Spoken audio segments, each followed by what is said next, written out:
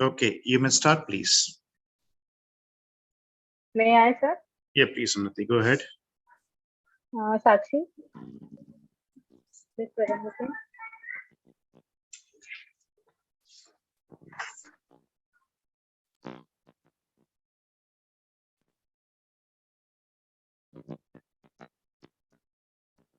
Hello, everyone. My topic is on residential status. Sakshi. The taxable entity of a residential status can be an individual, a Hindu undivided family, a firm, association of persons, joint stock company, and any other person. Why to study residential status? The tax incidence on necessity depends on its residential status. For an instance, whether an income accrued to an individual outside the India is taxable in India depends upon the residential status. Similarly, whether an income earned by foreign national in India or outside the India is taxable in India depends upon the residential status of an individual rather than a citizenship. Therefore, the determination of residential status of a person is very significant in order to find out its tax liability. Residential status divided into two parts, individual HUF and others included in the definition of person. Firstly, individual or HUF. Individual or HUF can be divided into two parts, resident or non-resident. Resident can be subcategorized into two parts, ordinary or non-ordinary resident. Others included in the definition of person can be categorized into parts, resident and non-resident. Determining the residential status of an individual. As per the section 6 subsection 1, this section applies to an individual. If an individual is to qualify a resident of India, he has to fulfill at least one of the following two conditions. Condition: he is in India in the previous year for the period of 182 days or more. Second condition: he is in India for the period of 60 days or more during the previous year and 365 days or more during the 4 years immediately preceding the previous year. Determining the residential status of ordinary resident. As per the section 6, subsection 6, this section applies to an individual. If an individual is to qualify as ordinary resident of India, he has to fulfill both of the following conditions, in addition to fulfilling the criteria provided in section 6, subsection 1. Condition 1. He has been in resident of India at least 2 out of 10 previous years, immediately preceding the relevant previous year. Condition 2. He has been in India for the period of 730 days or more during the 7 years immediately preceding the relevant previous year. Determining the residential status of an HUF. As per the section 6, subsection 2, this section applies to an Hindu undivided family. The distinction under this section is made as a Hindu undivided family is said to be a resident in India if the control and management of its affairs is wholly or partly situated in India. A Hindu undivided family is non-resident in India if the control and management of its affairs is wholly situated outside the India. Control and management is situated at the place where the head and the seat and the directing power are situated. Determining as per the section 6, subsection 6, clause B, a resident Hindu undivided family is an ordinary resident of India if the Karta or manager of the family business satisfy the following two conditions. Condition 1. He has been resident in India at least 2 out of 10 previous years, even preceding the relevant previous years. Condition 2. He has been in India for the period of 730 days or more during the 7 immediately preceding years, relevant to previous years. Residential status of the firms and association of persons. As per the section 6, subsection 2, a partnership firm and association of persons are said to be resident in India if the control and management of their affairs are wholly or partly situated in India during the relevant previous years. They are, however, treated as non-resident in India if the controls and management of their affairs are situated wholly outside India. Residential status of the company. As per the section 6, subsection 3, an Indian company is always resident in India. A foreign company is resident in India only if during the previous years controls and management of its affairs is situated wholly in India. However, foreign company is treated as non-resident if the during previous years controls and management of its affairs either wholly or partly situated out of India. Residential status of any other person. As per the section 6, subsection 4, every other person resident in India if the control and management of its affairs wholly or partly situated within India during the relevant previous years. On the other hand, every other person is non-resident in India if the control and management of its affairs is wholly situated outside India. For other persons, for Indian income, it shall be taxable whether the person is resident or non-resident, doesn't matter. Foreign income is taxable in India only if it is earned by a resident in India, but not taxable if it is earned by a non-resident. Incidence of taxes. Income received or deemed to be received in India, whether earned in India or elsewhere. Ordinary resident taxable, non-ordinary resident taxable, non-resident taxable. income accrued, arise, or deemed to be accrued or arise in India or elsewhere. Ordinary resident taxable, non-ordinary resident taxable, non-resident also taxable. Income which accrues or arise outside the India or received outside the India from the business controlled from India. Ordinary resident taxable, non-ordinary resident taxable, non-resident non-taxable. Income which accrues or arrives outside the India and received outside the India during years preceding the previous years and remitted to India during the previous years. Ordinary resident not taxable, non-ordinary resident also not taxable, and non-resident also not taxable. Thank you. Okay, thank you, Unnati. Okay, now I would like everyone, the next speakers who are there, to do one exercise. Are you ready for that exercise, please? Yes, sir. And that exercise is you need to mention what exactly you're presenting and what is the objective of your presentation, right? Is it okay? Okay, sir. Fine, start with. Thanks, please. Sir, myself Vinayak. I am going to explain declaration and payment of dividend of company law, chapter number 8. Dividend is a distribution of portion of company's earning decided by the board of directors paid to a class of shareholder.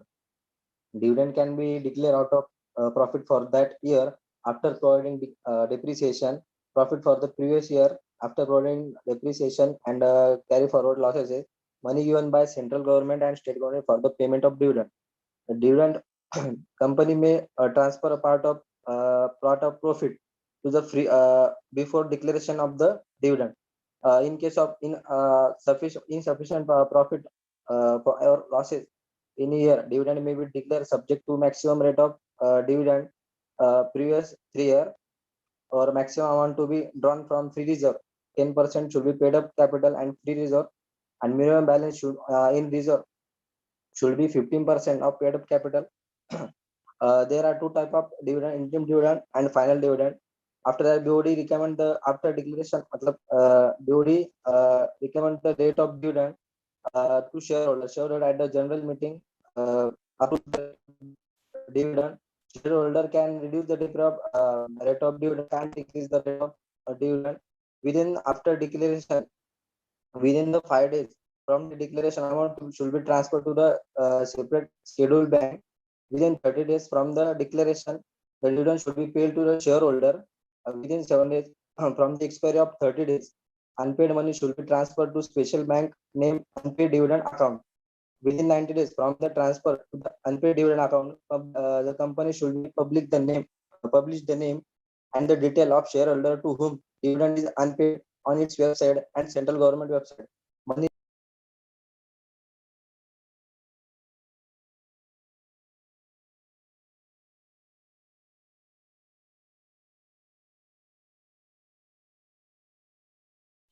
Okay, was there some problem? Got disconnected. Okay, fine. Okay, Hello. may I have the other speaker meanwhile? Hello, sir. Hello. Yes, may I, sir? Just Hello. a second. Just a second. Who's this, please? Hello. Hello, who's this? Yes, sir. Vinayak here. I am Yeah, audible. Vinayak. Yeah, you're audible, please. Okay, sir. The after that, after 7 year, after 7 year in unpaid dividend account, the amount should be transferred to Investor Education Protection Fund. The Investor Education Protection Fund shall be audited by CIG. Central government should appoint the chairman, CEO, and a member to the manage the fund. After that, the punishment should be failure of distribution of dividend. If the company declare dividend but does not pay within the 30 days from the declaration, the company should be liable to pay 18% per annum, and the every director who shall be knowingly or in party up to the imprisonment up to 2 years and 1,000 up to the 5 years, except for the dividend was not paid because of operation of law. If there is a dispute regarding the dividend, if dividend has been lawfully adjusted by the company,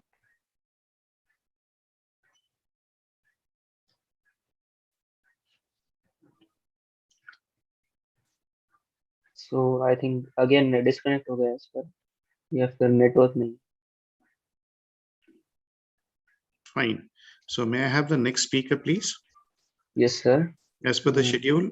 Yeah, tell me. network issue आ रहा है sir, network issue. Hello. Hello.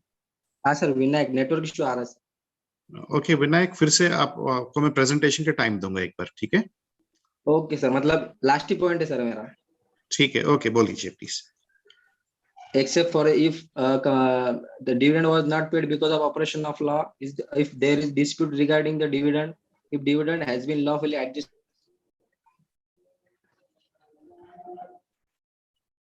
Okay, fine. Okay, a request is there. Should I Yes, make sir. a request, Yes. please? Yes, sir. Okay. Akash, just give me a Yes, minute, please. If you present after one presenter, if you don't mind. Okay, sir. Fine. No Neil, problem. are you ready? Thank you sir, हो गया। Thank you. Hello. Thank you very much, my dear. Neil, are you ready, please? Yes, sir. Yes, please go ahead. And after that, Akash, you start with the presentation. Okay. I'm sorry for that. Okay, sir. No problem. If free. Okay, sir. Okay, so 1 minute.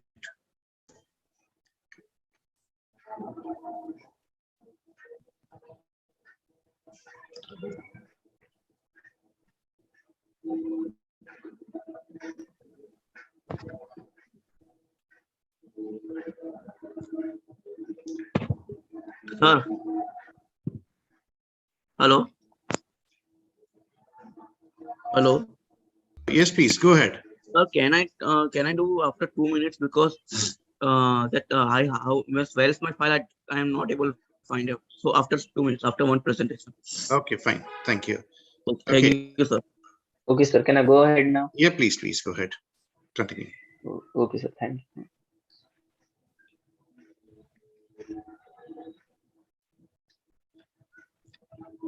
Okay. Is screen It's visible. You may go ahead, please. visible? Okay, sir. Thank you.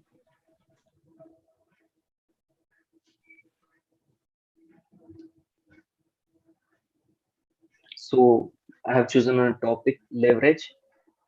So let us understand what is leverage first. So the term leverage is in general refers to the advantage gained for any purpose. In financial analysis, leverage is used by business firm to quantify the risk-return relationship of different alternative capital structures. Then there are three types of leverages. First is operating leverage, second is financial leverage, and third is combined leverage. So let us understand the operating leverage first. So operating leverage is a change in sale will lead to the change in profit. Profit here is earning before interest and tax. We will understand it later on. The formula for calculation of operating leverage is percentage change in EBI, earning before interest and tax, upon percentage change in sales. So here is a one practical question here.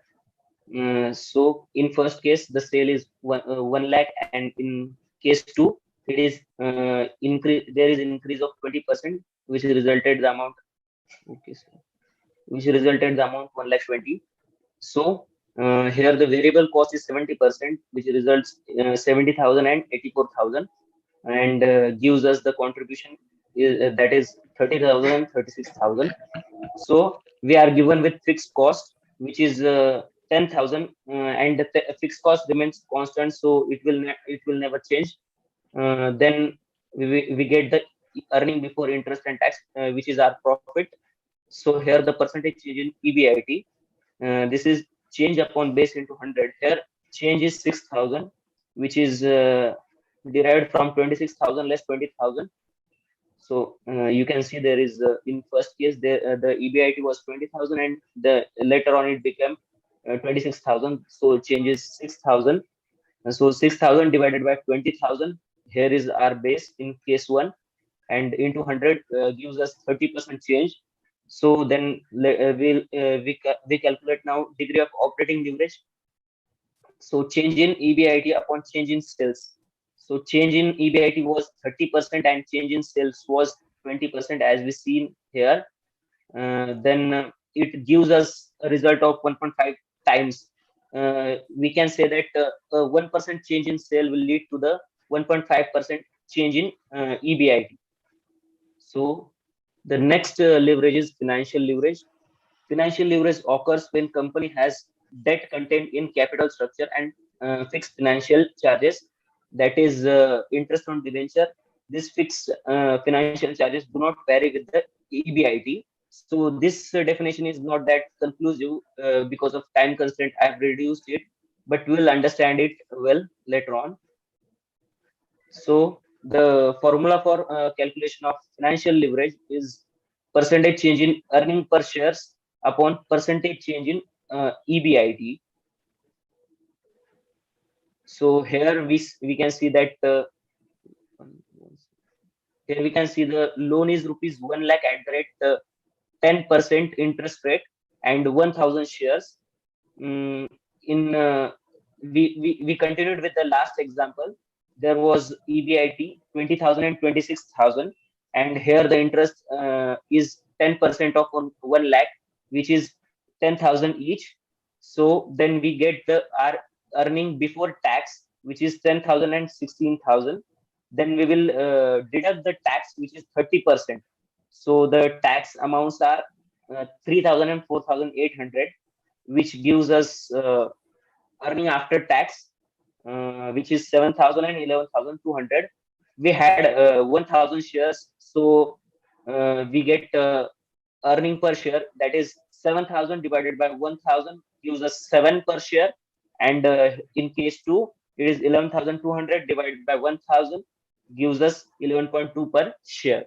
So percentage change in EPS is 11.2, means 11.2 rupees minus 7 rupees upon 7 rupees is it's our base of case 1, and into 100 gives us 60% change.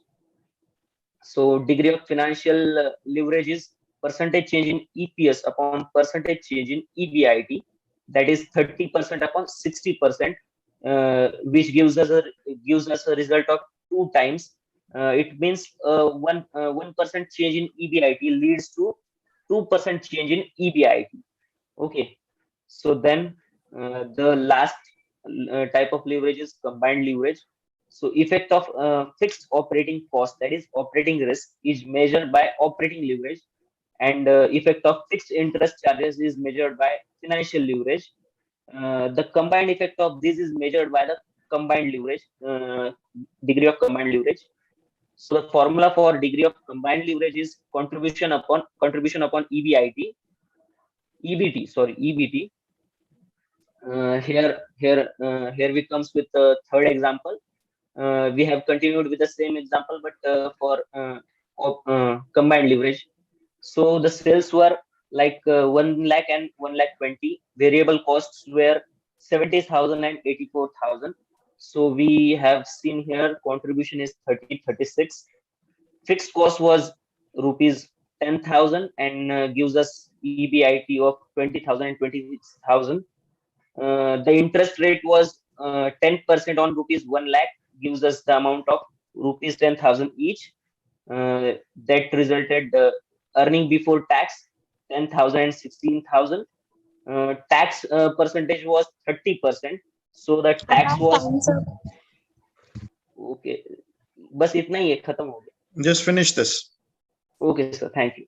So tax rate was 3,000 and tax rate was 30%.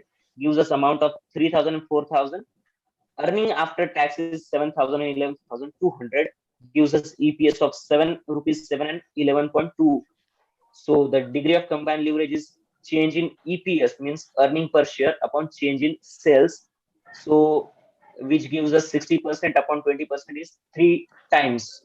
So 1% change in sale will change the EPS 3 times, means 3%. Thank you, sir. Thank you. Thank you very much for updating our knowledge. Thank you, my dear. May I have the next speaker, please? May I? May I, As sir? per the sequence, please. As per the sequence. I am the next after Akash. After Akash, okay, Pooja, go ahead. As Yes, per sir. the sequence. Akash, Yes, sir. please stop sharing the screen, please. Okay, sir. I'm unable to. Sir, I don't know how to stop it. Just go on the share screen part and again click it. Okay, sir. Sir, can you share the next list of the presenters? Already I have put it on WhatsApp. It's still 30 only after that. I'll put it. Is it So let 5 more speakers speak, and I'll put it across.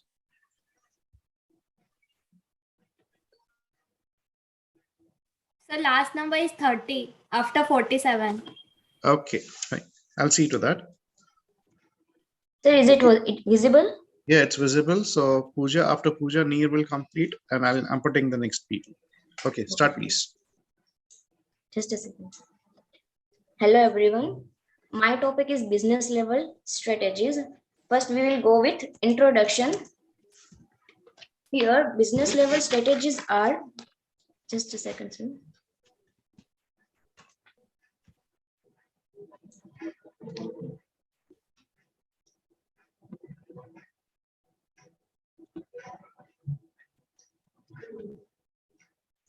Business level strategies are the course of the action adopted by organization to provide value to customer and gain competitive advantage, and also include concern with a firm's position in an industry. Now, while drafting business level strategies, we have 3 questions arise. First one is, who will be served?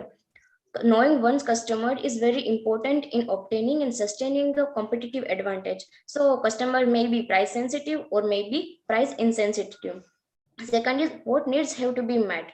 Being able to successfully predict and satisfy future customer need is important. So third question is, how those needs will be satisfied. Organization must determine how to utilize the resources and capabilities and then use this to satisfy customer needs, create value for them. Let's go with Michael Porter's generic strategies. Then, according to Porter, just a second. Michael Porter's generic strategies. They give 3 strategies: cost leadership, differentiation, and focus strategies. Then we have go with cost leadership strategies. What is it? It is a emphasizes producing products at a very low cost per unit cost for consumer who are price sensitive. It requires aggressive attempt of cost reduction in the area of procurement, production, storage, and distribution of product or services. Now, how to achieve cost leadership? It gives prompt forecasting, optimum utilization of resources, and achieving economies of scale. As we know, coins have 2 sides. We have advantages and disadvantages of the strategies. Let's see. Advantages is buyers. Powerful buyers would not be able to exploit the cost leader firm and will continue to buy its product. And we say rivalry. Competitors are likely to avoid a price war. Now, disadvantages. Cost advantage may not last long as competitors may imitate cost reduction techniques. And second is, cost leadership can succeed only if the firm can achieve higher sales value. After then, we have the differentiation strategies. Now, what is a differentiation strategy? This strategy is aimed at broad mass market and involves the creation of a product or a service that is perceived by the customer as unique. The uniqueness can be associated with product design, brand image, features, technology, and customer service, etc. So, how to achieve differentiation? To give offer utility to customers, improve the performance of the product, offer high quality product or services, rapid product innovation, and taking steps for enhancing the brand image and brand value. Now, advantages of the differentiation strategy. Buyers, they do not negotiate for price as they get special features, and also they have fewer options in the market. Substitute product can't replace differentiated products which have high brand value and enjoy customers loyalty. Now, disadvantages. In long term, uniqueness is difficult to sustain, and charging too high price for differentiated features may cause the customer to switch off the another alternative. Now, now we have to go focus strategy. There are 2: cost leadership and focused differentiation. In cost leadership, they are based on price to target a narrow market, and in differentiation, they requires offering unique features that fulfill the demand of a narrow market. Now, in focus strategy, how can we achieve this?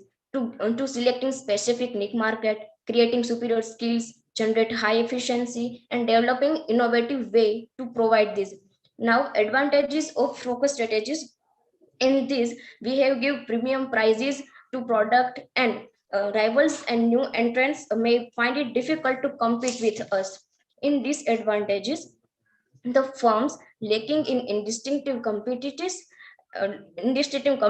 may not be able to pursue focus strategy, and due to the limited demand of product, costs are high, which can cause problems. So in conclusion, I want to say that customer are the foundation of an organization's business level strategies. That's all. Thank you. Thank you. Thank you very much. One suggestion for you, Pooja. Yes, sir. You have to put a bit of energy, right? Yes, sir. So to carry on the interest, you're very good at speaking, but only the thing is now you have to put a bit of energy on that. Okay, thoda emotions. Yes, sir. At times, what you're going is you're getting monotonous. So don't get monotonous. Go up and down. Yes, sir. Yes, sir. Okay. Thank Yes, you. sir. May I call? Hello. Hello, sir. I'm audible. Yeah, you're audible. Please go ahead. Yes, sir. 1 second. So let me tell everyone, Neil was not feeling well, and he was like unable to even give the presentation because of some physical this thing. He was ill, but he's trying to. So I appreciate his efforts and all the best, Neil. Neil, sorry. Thank you, sir. Thank you. Please go ahead. Sir, can you 1 minute, sir? Okay, 1 minute.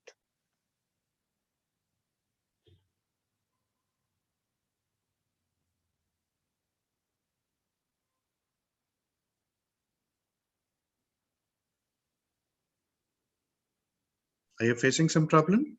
Yes, sir. I have made the PPT, but sir. Can I start without the PPT?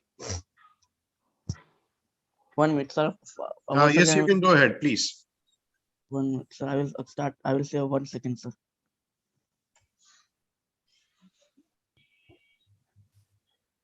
Okay, sir. My name is Neil Desai. I'm for one of the students. Sir, my topic is GST. So, first of all, GST. My main objective is that people are not aware about tax. The main information, the tax. The CS students know, but other students are not know. And the first of all, can you tell me what is mean by means the tax? The means tax. We know that the main revenue.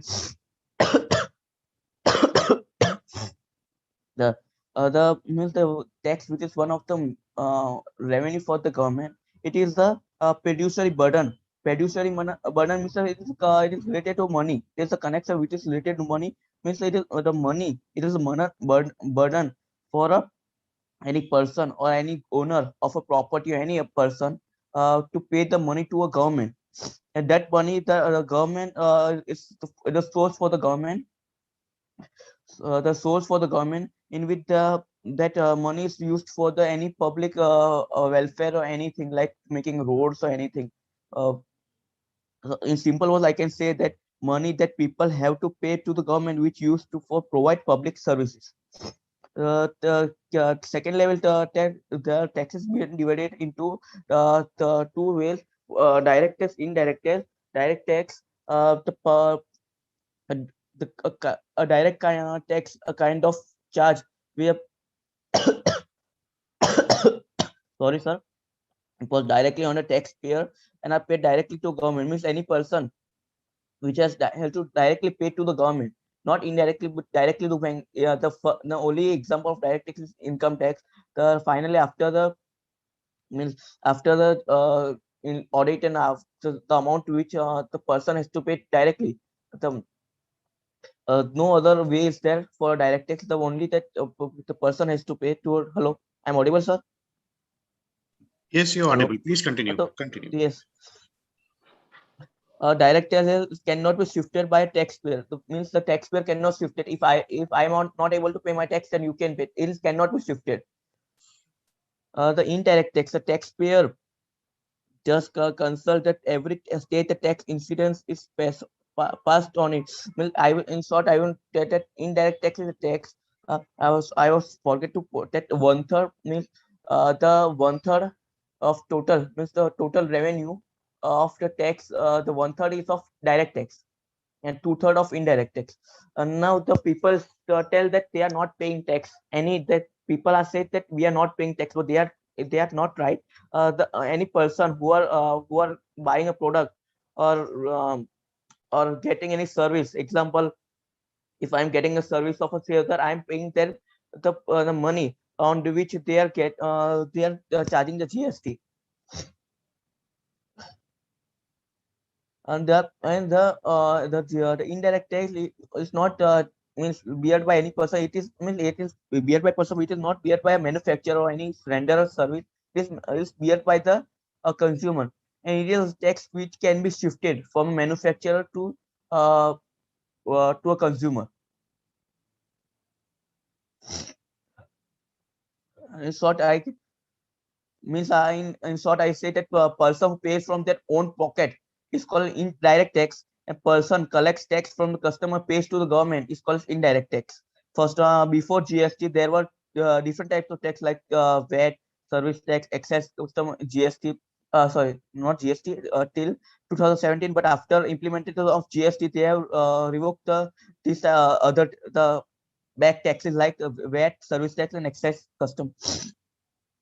Now, the nature of GST, features or feature of the GST. The first of all, it is one of the important source for the government, which the main income, 2/3 of the income. 2/3 of the income is from the GST. Second, it is charged on the commodity service. It is means most of the on mostly all the commodities and services that GST is charged. Third, the GST is a shifting. Means it is shifted from the manufacturer, the service which the person is rendering the service to a consumer. Third, the main point is it is bad for inflation. And the example, if you see the current point, present situation, like for there is no revenue for a government, so they are increasing the tax. They are increasing the percentage of GST, due to which they think that they will get more money for a public welfare, but it's bad for the people. Like example, there was increase in the there was what we say, the increase in the price of the gas cylinder or edible oil or anything. One of the point it is a wider. So we think that tax GST is only not small concept. It is wider concept. It includes all of the it is a wider concept. One of the point that the GST which promotes the social welfare. Now, I will tell the framework of the GST. First of all, it is dual GST. If you are not confused, I will tell that it is dual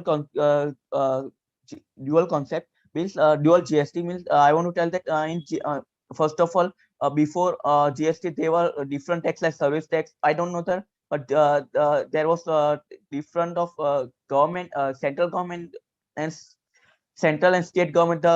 There was different taxes, but in GST, they are divided into. The central also takes a tax, and the state also, or union territory, they also tax. So it is both of tax. It is. That second point is CGST, SGST, UTGST, or IGST. The CGST means central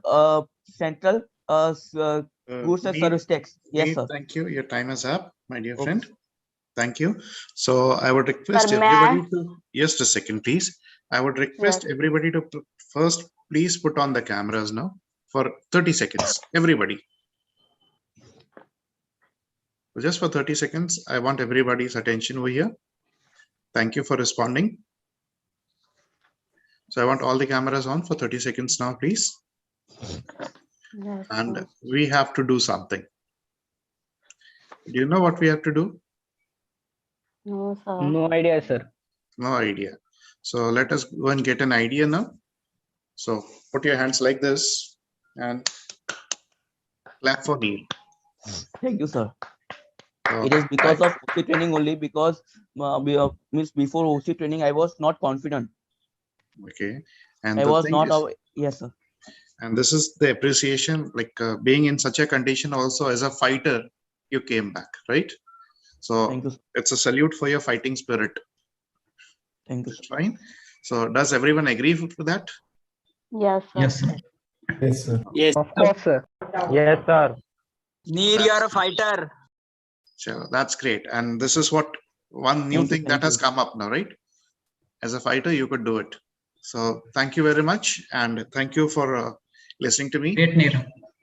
And may I now call upon the next speaker, please? Thank you, sir. Sir, Thank you, may very I? much. Thank you, friends. Yeah. Okay, Pallavi, go ahead. Thank you. Thank you very much. अरे serial किसकी है? Serial के हिसाब से Pallavi, are you there? Yes, sir. Okay, ठीक है. Go One ahead. minute. Please go ahead. Yes, sir.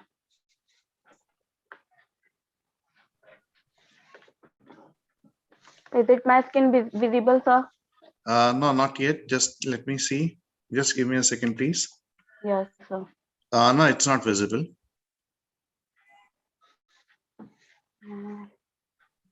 Now? No, not yet still.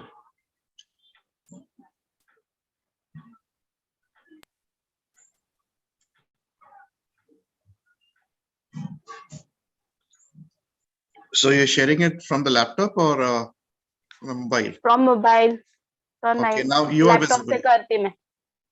Yes, sir, laptop से कर लेती हूँ. ठीक है, तो फिर मैं तब तक एक दूसरा स्पीकर ले लूं, फिर आप दे दीजिए. Yes, sir. Okay, may I Okay. call up the next speaker, please? As per sequence, who's the next one? May I call the next speaker, please? Roll number 14, but it's Okay, not go ahead. visible. Go ahead, please. Yes, sir. एक minute sir. जी. यार 1 minute मेरे लिए बहुत महंगा पड़ जाता है. चलिए चलिए. Yeah. Yes, please. Harsh Chopra is going it. Please go ahead. So the screen visible. Yeah, it's visible. Please continue. Okay, 1 minute, sir. Hello, sir. My name is Basweshwar Shuchankar Surade, and my topic is declaration and payment of dividend. Yes. Firstly, we see what is the process. In the chapter, we can see what is the process for declaration of dividend and payment of dividend. Basically, in this chapter, we can see what is dividend. Section 123, declaration of dividend. Section 124, unpaid or unclaimed dividend account. Section 125, IPF. And lastly, the section 127, which is punishment or penalty. Next is what is meaning of dividend. Basically, dividend includes any interim dividend, but in layman's language, it is the part of earnings of company, which is company give to its stakeholders. Basically, there are two types of dividends: interim dividend and final dividend. Also, dividend is paid on preference shares and equity shares.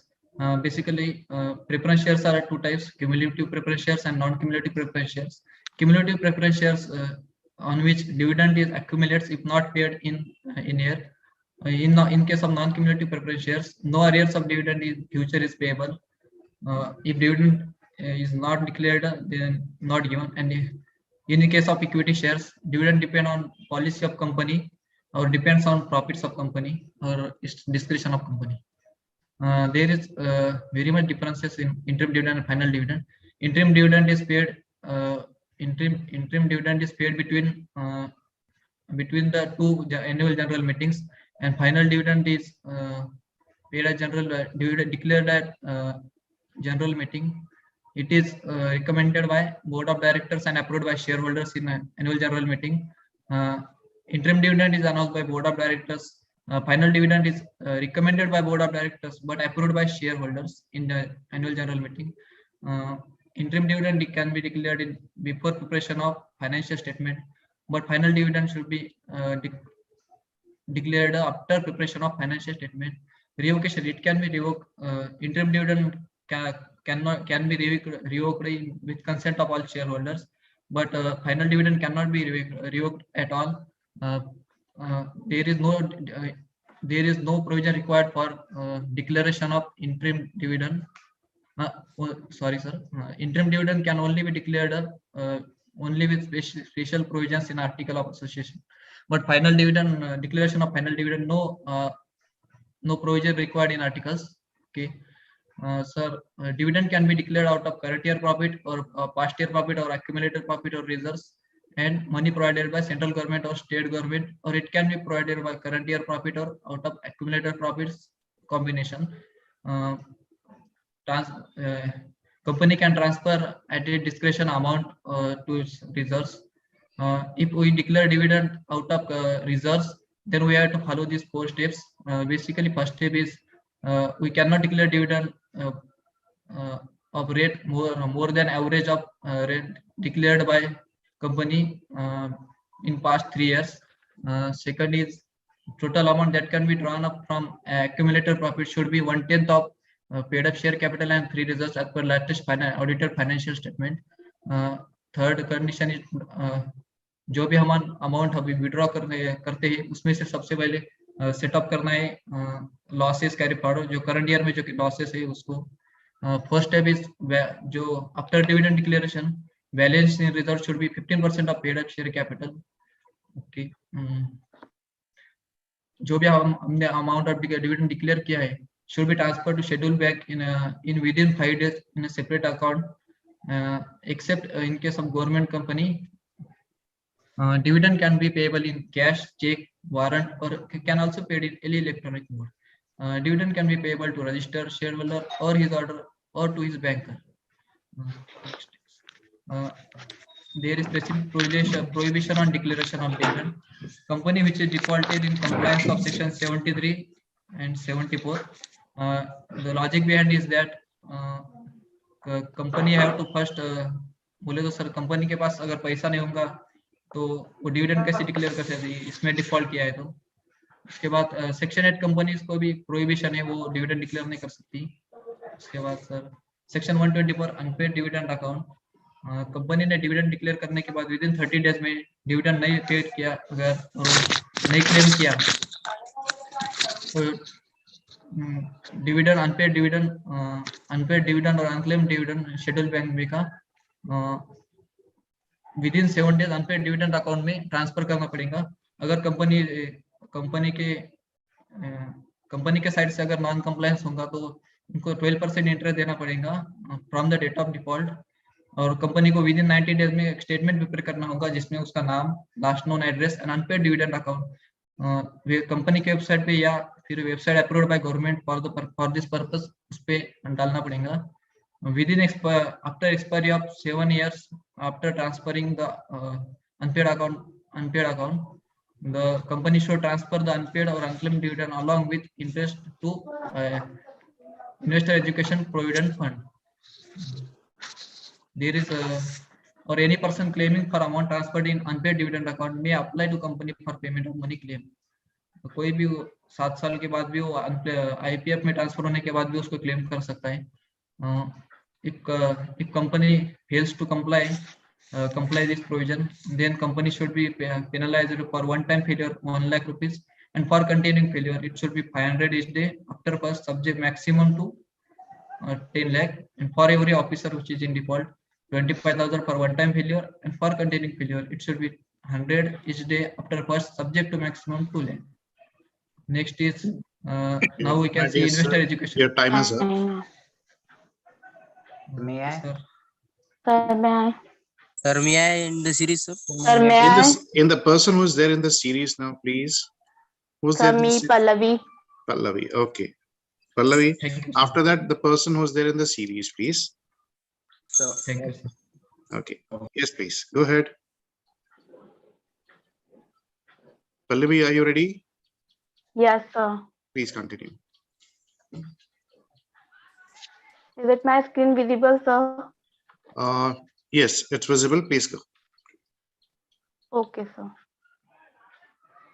My topic is myself Pallavi Saklecha. My topic is appointment of auditor. I choose this topic because it covers 2 subjects.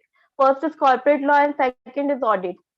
I go appointment of auditor. Appointment of auditor. Every company shall appoint an individual or a firm as an auditor of the company at first annual general meeting.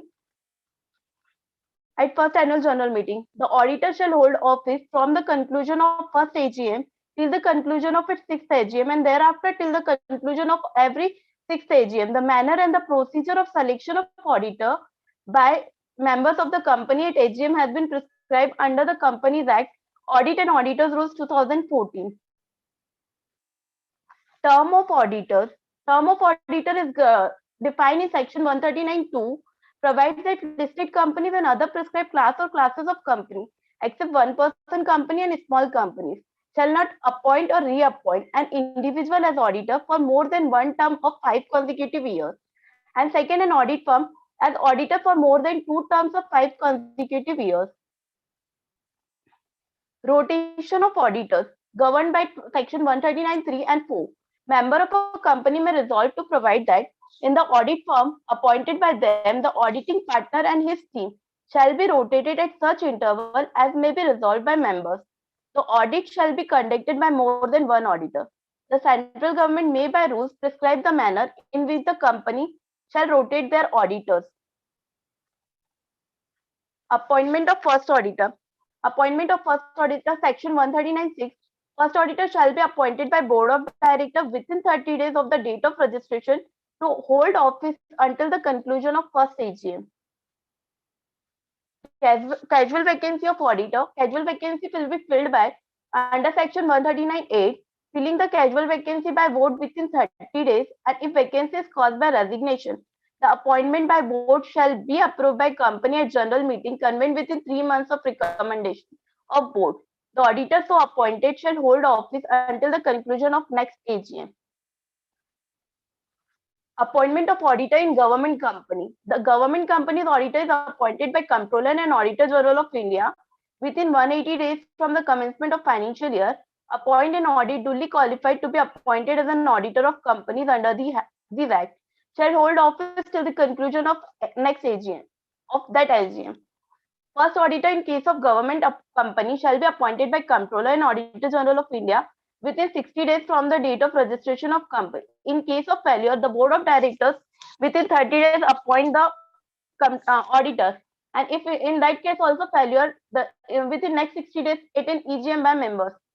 In first, and who shall hold office till the conclusion of first AGM. Casual vacancy in government companies filled by section 139(8), which are subject to audit by an auditor appointed by CAG. Casual vacancy of an auditor shall be filled by CAG within 30 days.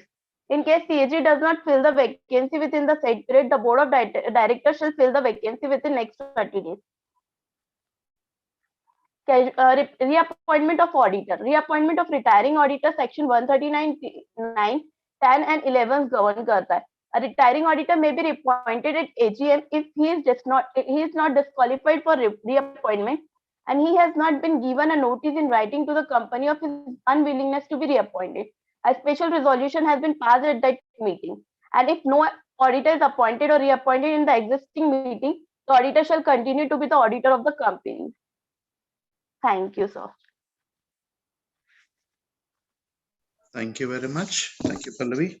May I call upon the next speaker, please? Come here. Please. Sir, As per my schedule, number is please. there. My number is there. Yeah, please. As per schedule, please go according to that. Yes, please. Hello, sir. Hello. Yep, one moment, sir. I'm sharing the screen. Okay. Others be ready, please.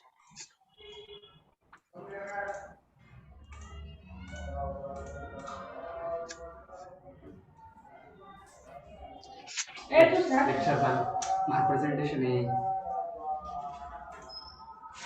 So is the screen visible? Yes, it's visible. Please go ahead. There's a lag.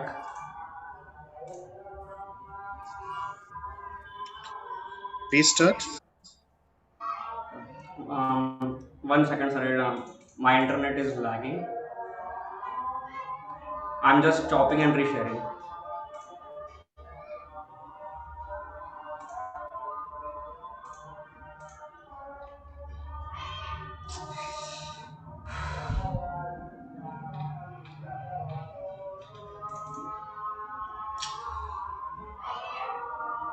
You may start speaking, my dear friend. Yeah, but my screen is flickering. Okay. So should I call another speaker for timing? If the time you resolve the problem? It's okay. The screen is visible. Please see to that. But my PC is. You may call the another one. After that, I will give the same. Okay. As per sequence, who's the next speaker, please? So I am. Yeah, please go ahead. Okay, so let me share the screen.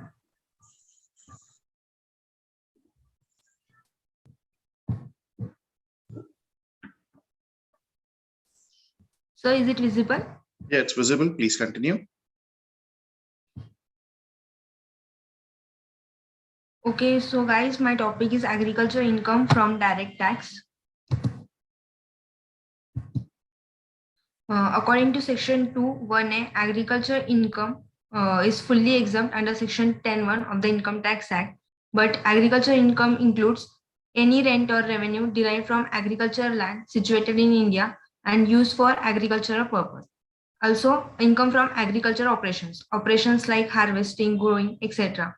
And income from farmhouse or farmland. Income from nursery, sampling, and seedling. Types of agriculture income also includes rent or revenue, cultivation of land, income from process, income from sale of produce, income from let out agricultural house property. Agriculture incomes are as follows: rent received for agricultural land, income from growing flowers and creepers, share of profit of a partner from a firm engaged in agricultural operations, interest on capital received by a partner from a firm engaged in agricultural operations, and next, remuneration commission from a firm engaged in agricultural activity. Also, income derived from sale of sweets.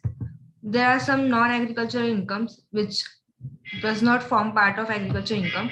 First, income from movie shooting on agricultural land. Second, selling of milk, egg, wool, etc. Third, income from fisheries and fishing. Fourth, dividend from a company engaged in agricultural activity. Fifth, income from spontaneously grown trees. Sixth, income from cheese and butter making. Seven, income from mining and coal mines. When to integrate? Integrations normally means that clubbing of agriculture income and non-agriculture income for the purpose of tax liability. When to integrate, my first point, if agriculture income exceeds rupees 5,000 in the relevant previous year and non-agriculture income exceeds basic exemption limit of 2,50,000, 3 lakh or 5 lakh in the relevant previous year. How we gonna integrate the agriculture income and non-agriculture income? Here we go. Step 1, add agriculture income with non-agriculture income. Step 2, calculate tax on step 1. Step 3, add agriculture income with basic exemption limit. Step 4, calculate tax on step 3, that is agriculture income with basic exemption limit. And step 5, difference between step 2 and step 4, that is the tax calculated on step 1 and tax calculated on step 3. Now we can add the surcharge or if there is availability of rebate, then we can less the rebate, and we're gonna add HEC, health education cess, that is 4%, and the last step will be final tax liability of this. That's it. Thank you, sir. Thank you very much. May I share my screen now? May I now? The internet is working fine, I guess. Okay. After Harsh, you may start, please. Okay. Good.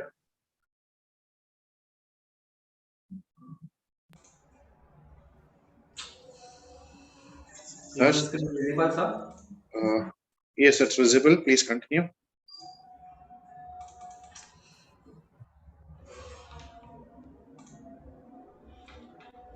Hello, good evening, everyone. Myself, Chopra. Hello. No, Yes, sir. please. There Yes, is please something. continue. There is something issue. My laptop is. Yeah, we are getting your screen. We've got your third slide. I'm not able to operate the laptop and see anything. It's gone Okay, blank. do one thing. then transfer your presentation to your this thing. Mobile Yes, and do it. I will do it. I will share it with one of my. Okay. So meanwhile, I'll take the next speaker, please. Okay. So, sir, Yes. may I share my screen? Yeah, please go ahead.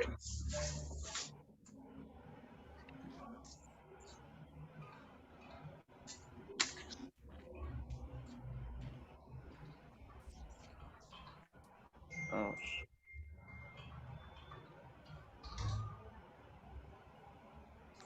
Yes, sir. Do it fast. yes, sir, I'm doing it. Just a minute.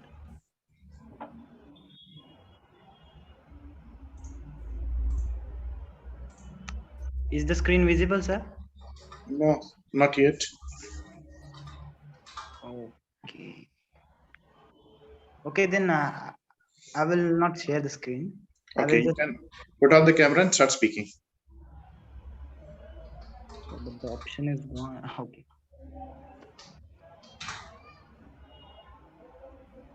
Hello, sir. Hello.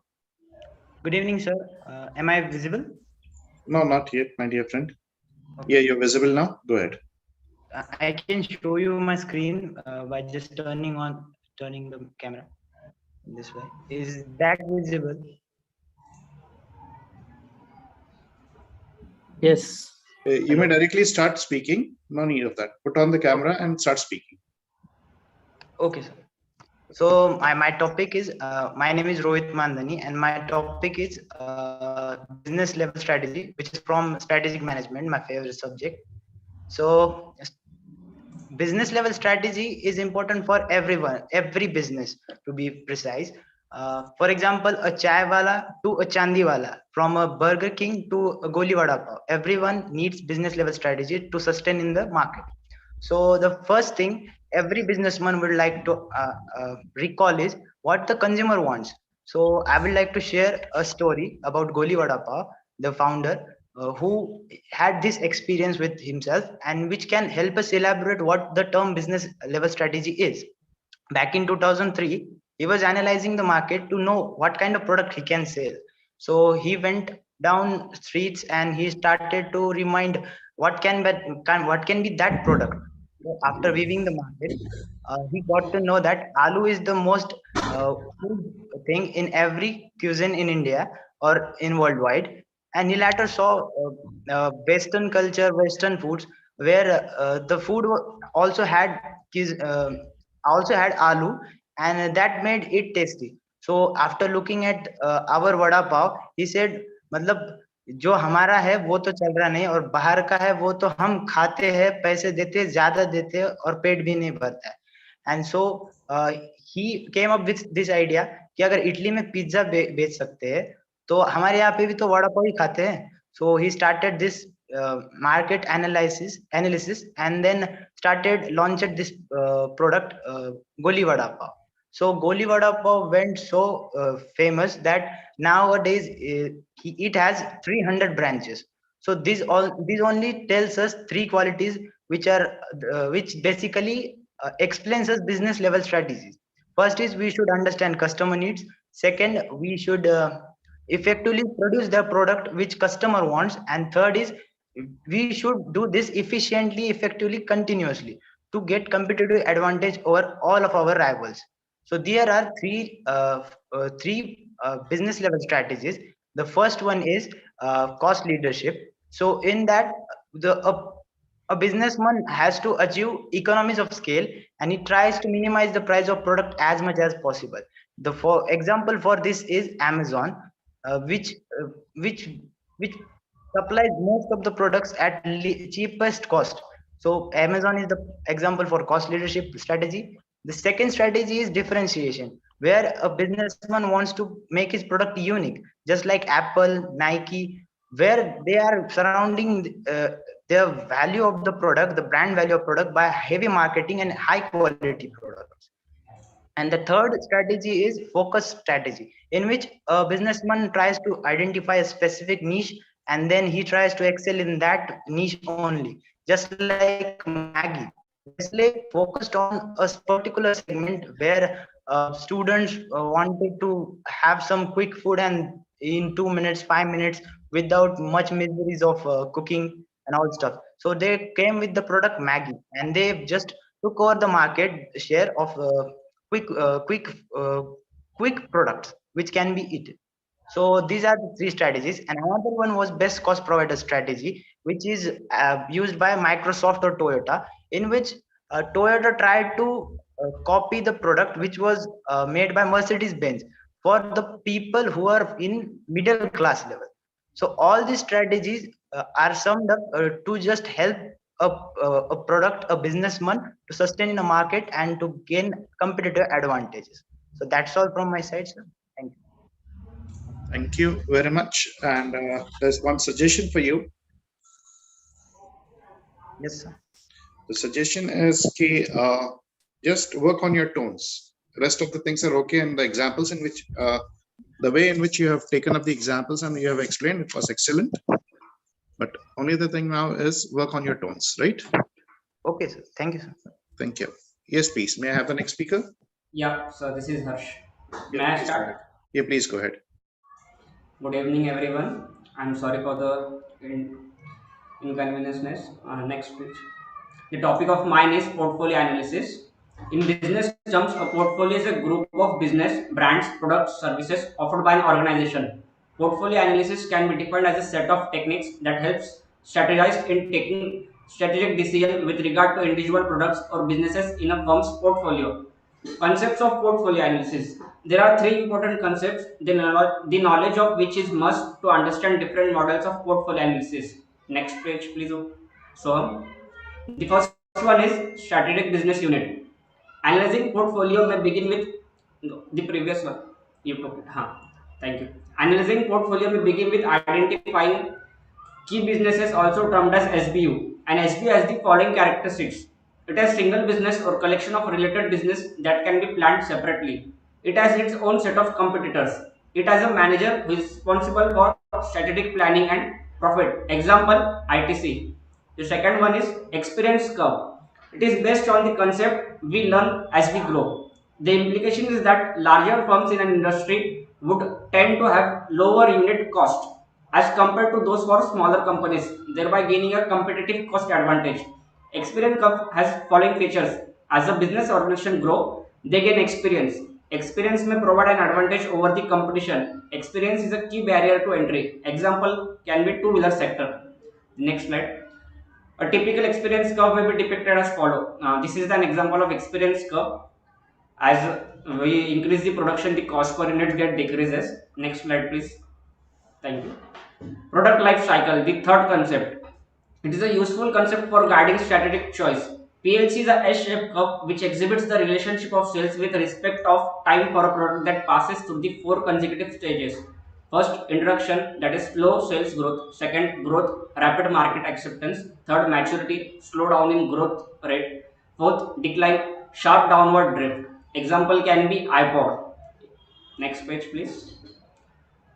Okay, model of portfolio analysis. There are many in our books, but I will be explaining the one, which is Boston Consulting Group, BCG, Growth Share Matrix. The BCG Growth Share Matrix is the simplest way of representing a corporation's portfolio of investments. In the matrix, the vertical axis represents market growth rate and provides a measure of market attractiveness. The horizontal axis represents relative market share and serves as a measure of company strength in the market. Next slide, please. Here we can see that on the upper side is written as relative market share and on the left market growth rate. If your market share is high and market growth rate is high, so you fall under this chart. If your relative market share is low and market growth rate is high, you fall under the question mark. If relative market share is high and market growth rate is low, it's cash cow. And if relative market share is low and market growth rate is low, then your dog means your company, corporation. Stars. These are the products or SBUs that are growing rapidly. They also need heavy investments to maintain their position and finance their rapid growth potential. Example, Xiaomi, HP. Cash cows. These are low growth, high market share businesses or products.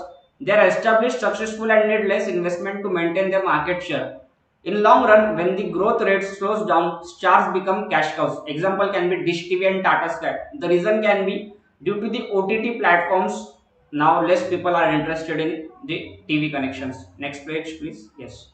Question marks.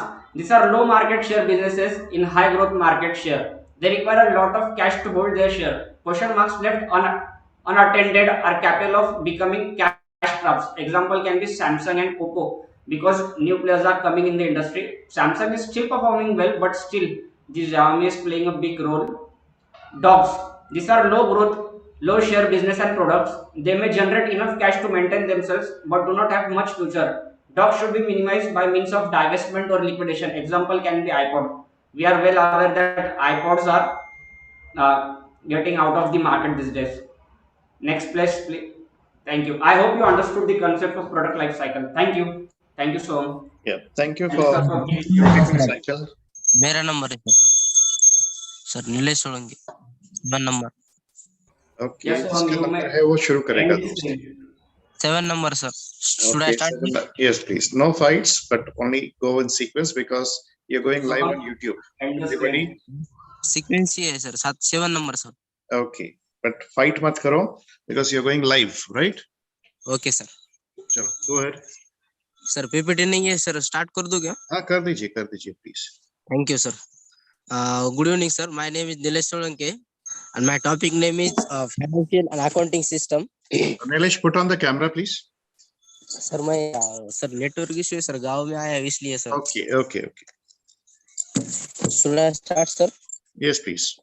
Overview of this chapter is first concept of accounting, and second integrated and non-integrated, third modules of ERP, fourth basis business reporting, fifth accounting and tax compliance. uh, First concept of accounting, there is 5 questions. First types of accounting. There are two types of debt sorry sir there are two types of data. First master data, and second transaction data. Master data is that data relatively permanent data, does not expected to change again and again. Transaction data is the data which is not permanent and change frequently. Second, voucher is a documentary evidence of transaction. Characteristics of voucher is the voucher must be in unique, and it should be separate number series, and voucher is must be in serial and chronological order, means date wise. Third is ledger. There are 4 types of ledger: income, expenses, liability and income. Grouping of ledger grouping of ledger ये हमने ठीक से करना चाहिए. मतलब for example creator grouping करने में अपन liability में जाने चाहिए, लायबिलिटी में डालना चाहिए. ये होता है ग्रुपिंग ऑफ लेजर. अगर ग्रुपिंग ऑफ लेजर ठीक से नहीं हुआ तो ये एरर डिस्प्ले नहीं करेगा, मतलब सब कुछ गलत हो जाएगा. फॉर एग्जांपल कैश का अकाउंट डेबिट बैलेंस होता है, तो वो आपने एसेट में डालना चाहिए. अगर आपने गलती से अगर एक्सपेंस में डाल दिया तो P&L में शो करेगा, तो पूरा फाइनेंशियल अकाउंट गलत हो जाएगा. Fourth is front end back end. एक minute sir. Front end it is an part of overall software which actually interact with users who is using the software, and back end is it is the part of overall software which does not directly interact with users but interact with front end only. तो front end software अपन example से समझते हैं, और उसके reason है 3. Waiter आपने मेरे example में वेटर है फ्रंट एंड कुक है बैक एंड. तो रीजन इज मतलब फ्रंट एंड बैक एंड कैसे सेपरेट क्यों सेपरेट करना चाहिए, इसके लिए रीजन है. तो first is domain expertise. Waiter is expert in handling the customer. The cook is expert in cooking. These two jobs are separate and should not be mixed with each other. Both are the job must be performed with the topmost quality. Likewise, a front-end software is meant for the handling the request from the users, and backend software is meant for the storing and handling the data. Second reason, presentation. Waiter can present himself as well as food in the better way, and everyday like good presentation. One cannot expect a presentable cook as he or she cooks in the kitchen. Like front-end software interacts with the users is meant for presenting information in proper format, different color, bold, italic letter, and backend backend is not meant for it, and it can't expect it also. Third reason is speed. After placing an order, customer expect to quick delivery foods. Nobody like waiting period. This possibles only the segregation of duty. Segregation of duty मतलब हर एक को अपने अपनी responsibility allocate करना. Cook will keep on cooking only, repeating the same activity again and again, increase the expertise and efficiency. Like using single software, both the accepts would necessarily increase the load and slow down speeds. The separate backend software is used for handling the data only. This reduce the load and increase the speed of operation. Hello. Okay, sir. Yeah, your time is up, my dear friend. Thank you. Thank you for providing such a very good information. That's like great. So thank you, sir. May I have the next speaker, please? Yes, sir. Yes, please. Am I audible, sir? Yeah, you're audible. Let me share my screen. Is the PPT visible, sir? Yeah, it's visible. Please continue. Good evening, sir. My name is Bhavesh Marathe, and my topic is audit sampling. So let's see what is audit sampling. The meaning, according to SA 530, that is standard on auditing. Audit sampling refers to application of audit procedures to less than 100% of the population relevant under audit, such that all sampling unit in the population have an equal chance of selection. It basically means if we have to do audit of a particular data, we don't have time, or it is not efficient to check all the or to verify and audit whole data. So instead of that, we take samples out of the data, and we do audit under that. So further we will also see the types of sampling. The objective of auditor for sampling is to provide a reasonable basis for the auditor to draw a conclusion about the population from which the sample is selected. The two types of sampling are statistical and non-statistical sampling. Statistical sampling has following characteristics, and which also basically provides the meaning of it. The first characteristic is it is an approach to sampling that has the random selection of the sample items. The use of probability theory to evaluate sample results, and the use of probability theory including the measurement of sampling risk characteristics. It simply means that the auditor has data and statistics. It is a method. It is a mathematical and a scientific data, while non-statistical sampling is entirely based on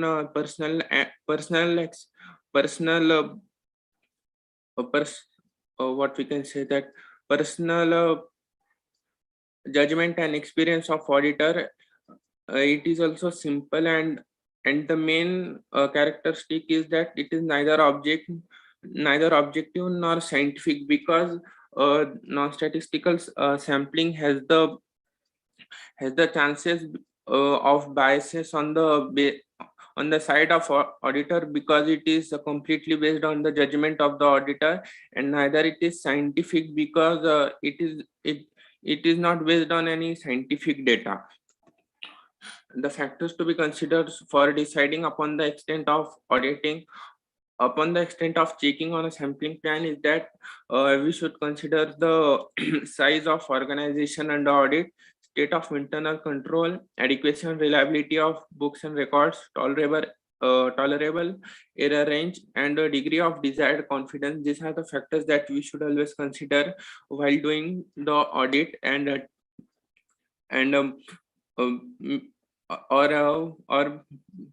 or deciding a basis on which the sample are to be selected. Sampling process is as follows.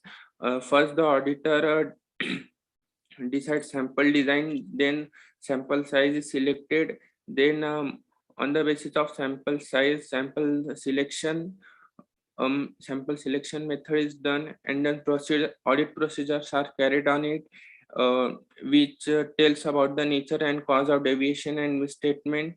If there are any misstatement detected, they are projected, and audits and the data or the audit is evaluated. Following are the sample selection method of audit. First is random sampling. Random sampling means or it ensures that all the items in the population or within the each stratum have an equal chance of selection, and of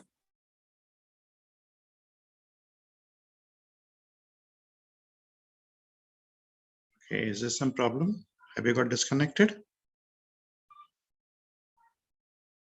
Hello, is there any problem?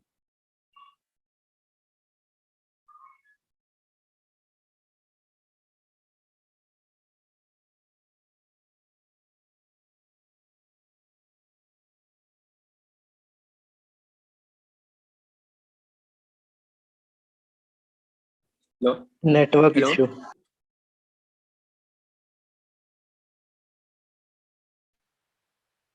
Is it okay?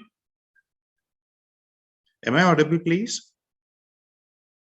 Yes, sir, you are. Thank you. So, has my friend got disconnected? Yes, sir. Sorry, sir. Due to sir, can I continue? Yeah, please continue. Okay. Please let me share my screen.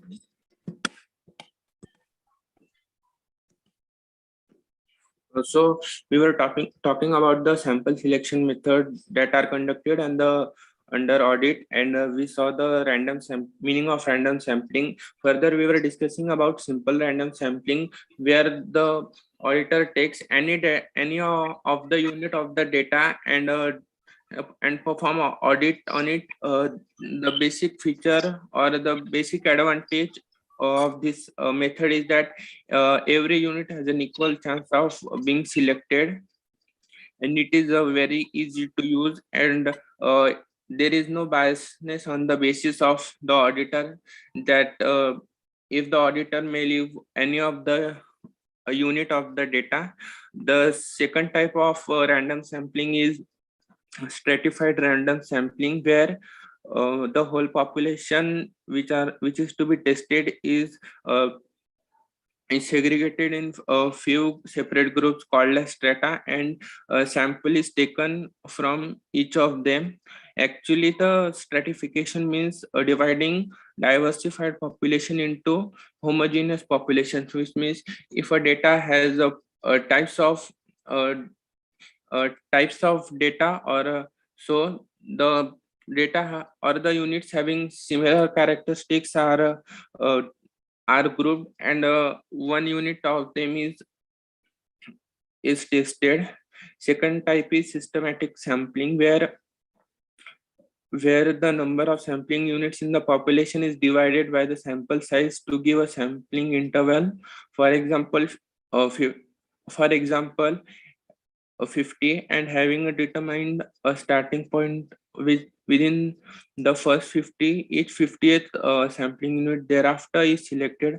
Although the starting point may be determined haphazardly, the sample is more likely to be truly random if it is determined by use of a computerized random number generator or random number tables. The the third type is monetary unit sampling. It is a type of value-weighted section in which sample size selection and evaluation results in a Yes, conclusion. sir, your time is up. Thank you. Okay, sir. Concluded, please. Yes, sir. Haphazard means haphazard sampling is a type of sampling where a structured technique is followed, and a block sampling is means a data of a particular block is selected and then tested. Sir. Thank you. Okay. May I have the next speaker, please? May I call upon the next speaker? Yes, please.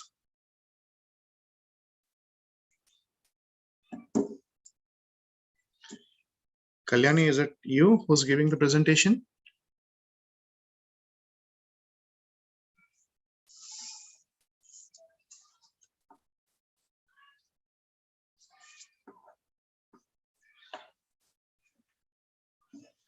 Yes, please.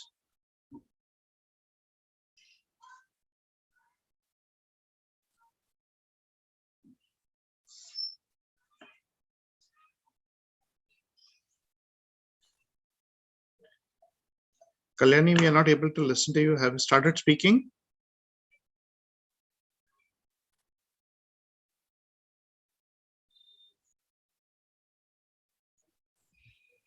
Hello.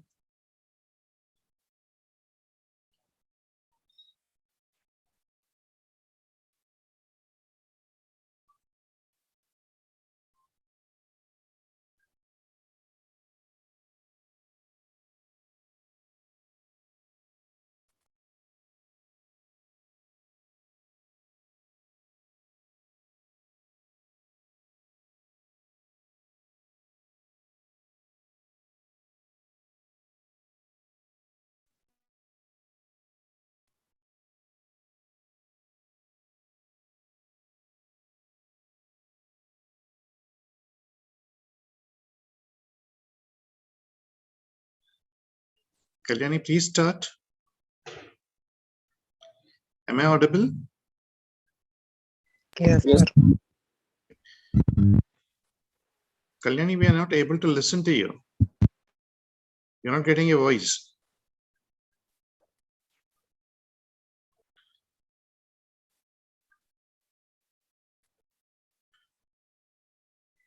Okay, are we getting some response from Kalyani? No, sir. No, sir.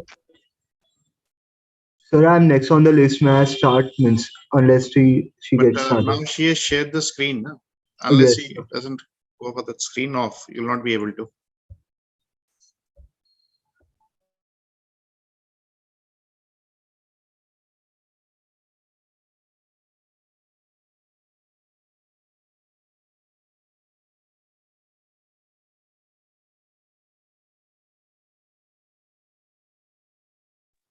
Yes, Pratham, start with your presentation, please. Pratham, are you ready? Yes, sir. Yes, sir. Please go ahead.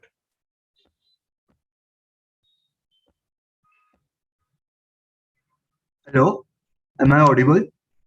Yes, you're audible and the slide is visible. Please go ahead. Good evening, everyone. I am Pratham Thole and I am going to present on the topic deductions from gross total income.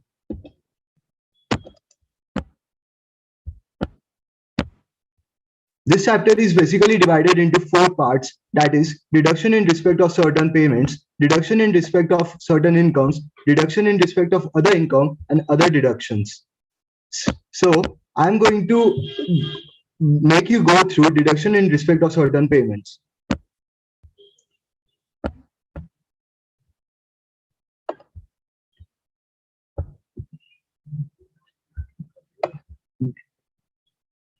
So, to begin with, we have deduction in respect of investment in specified assets. That is section 80C. Here, the eligible assessees are individual or HUF. The maximum limit is rupees 1,50,000, and the major investments or contributions under section 80C are life insurance premium restricted to 10% or 15% of sum assured, contribution to public provident fund, statutory provident fund, recognized provident fund, and approved superannuation fund. Repayment of housing loan taken from government, bank, LIC, specified employer, etc. Donation to college, school, etc. Term deposit for a fixed period of not less than 5 years with the scheduled bank. Subscription to notified bonds of NABARD. 5-year post office time deposit. Next, we have deduction in respect of maintenance, including medical treatment of a dependent disabled. Here, the eligible assessees are individual or HUF. Maximum limit is rupees 75,000 or rupees 1,25,000 per person with severe disability. The conditions to be fulfilled are to furnish a copy of certificate issued by medical authorities, or in the case of reassessment, a fresh certificate is to be issued. Payments qualifying for deductions are amount deposited under a scheme framed by LIC or amount incurred for medical treatment, training, etc. Next, we have deduction in respect of medical treatment, that is section 80 DDB. Here, the eligible assessees are resident individual, including dependent disabled. Maximum limit is rupees 40,000 or rupees 1 lakh if the age of the person is 60 plus. The conditions to be fulfilled are to have a prescription for such medical treatment. The table below shows the same. Deduction in respect of interest on loan taken for higher education, that is section 80E. Eligible assessees are individual. Conditions to be fulfilled are the loan should be taken for the purpose of higher education of a relative. Here, the term of the meaning of the term relative is spouse and children of the individual. Period for deduction is the initial assessment year and 7 years succeeding the initial assessment year. Deduction for interest on loan borrowed for purchase of electric vehicle, that is section 80 EEB. The eligible assessees are individual. Maximum limit is rupees 1,50,000. Period for deduction, that is, there is no time limit for such deduction. And the conditions to be fulfilled are the assessee should be an individual, loan should be taken for purchase of an electric vehicle, loan should be sanctioned during the period between 1/4/2019 and 31/3/2023, and loan should be sanctioned by a financial institution. Deduction in respect of donation to certain funds, charitable institution, etc. That is section 80G. Here the eligible assessees, any assessee. There are 4 categories of deductions under this section.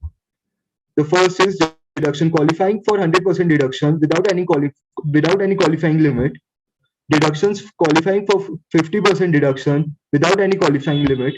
Deduction qualifying for 100% deduction subject to qualifying limit, and deduction qualifying for 50% deduction subject to qualifying limit. In the last 2 cases, the aggregate should be limited to 10% of the adjusted gross total income. Now, the next we have deduction in respect of contribution given by companies to political parties and contribution given by person to political parties. Some contributed by an Indian company to any political party or electoral trust, or some contributed by any person to a political party or electoral trust are included under this section.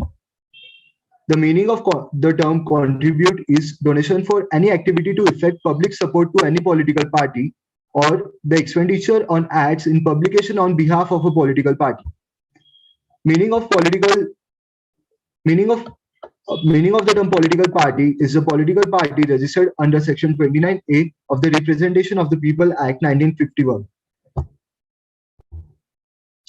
Thank you, everyone. Hope you found it helpful. Thank you. Thank you, sir. Thank you very much. And now, just I want a suggestion from all of you. Should I ask something? Yes, sir. As per the list, I think so. There are 10 speakers who are left. We are done with 40, I suppose. Okay. And we have around 50 minutes of time. So please, can we do it a 3 minutes one? If everyone is agreeing, the people who are there with the presentation part, so that we give time to everybody, or else if you want to continue with the same time, we'll have to exceed the session for at least 20 minutes. So what do you agree with? 3 minutes or 20 minutes of excess? 3 minutes. 20 minutes of access. So we will extend. Access time दे दो आप last day है. जी, तो कोई दिक्कत नहीं है अगर 20 minute extend होता है तो? No, sir, no problem. Okay, चलो ठीक है, thank you. May I call upon the next speaker, please? So may I? Yeah, please. Please go ahead. Please go ahead.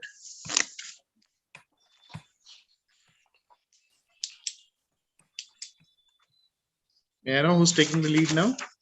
So myself, Sri Lakshmi. Yes, sir. Is my screen visible? Yes, it's visible. Please continue.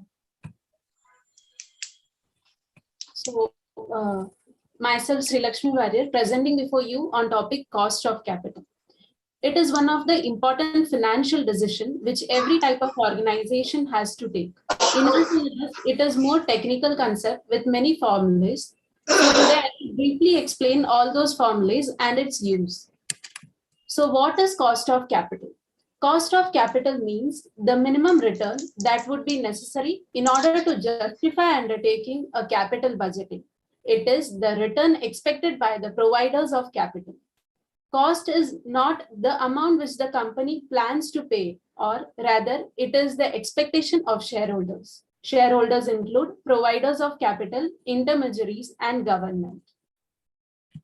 So basically the cost of capital is the average. That average is called weighted average cost of capital. It is the overall cost of having capitals from different sources. It weighs the cost of capital of particular source of capital with its proportion to its total capital. It serves as a useful reality check for the investors. So WACC is the average of individual source of financing capital's cost, that which is cost of equity, cost of preference shares, cost of long-term debt, and cost of retained earnings. So for now we will further calculate. Now further we will see how to calculate cost of each capitals. First one is cost of long-term debt. In debentures, there are two types of debentures, irredeemable and redeemable. Irredeemable debentures are non-returnable funds. That is the borrowings which are not returnable.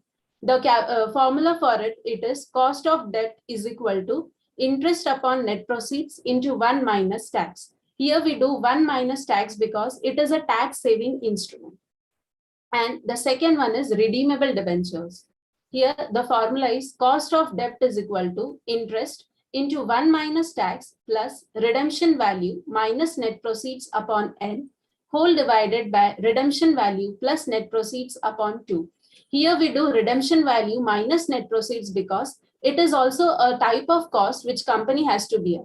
That is, if I am issuing a debenture for 100 rupees and it is redeemed for 110, that 10 rupees is also my cost. So it is also to be considered while taking into account. So this was with the debentures. Now second one is cost of preference shares. Preference shares is again into of two types, irredeemable preference shares and redeemable preference shares. Irredeemable preference shares is cost of preference dividend is equal to preference dividend upon net proceeds of issue at the time of preference dividend. And in case of redeemable preference shares, the formula is preference dividend plus redemption value minus net proceeds upon n whole divided by redemption value minus net proceeds upon 2. Again, here also the same principle is applicable as that of debentures. Now, the third is cost of equity. Basically, there are four types of calculating cost of equity. First one is dividend price approach. This method is used when the investors in shares are only investing for minority stake or only for dividend purpose.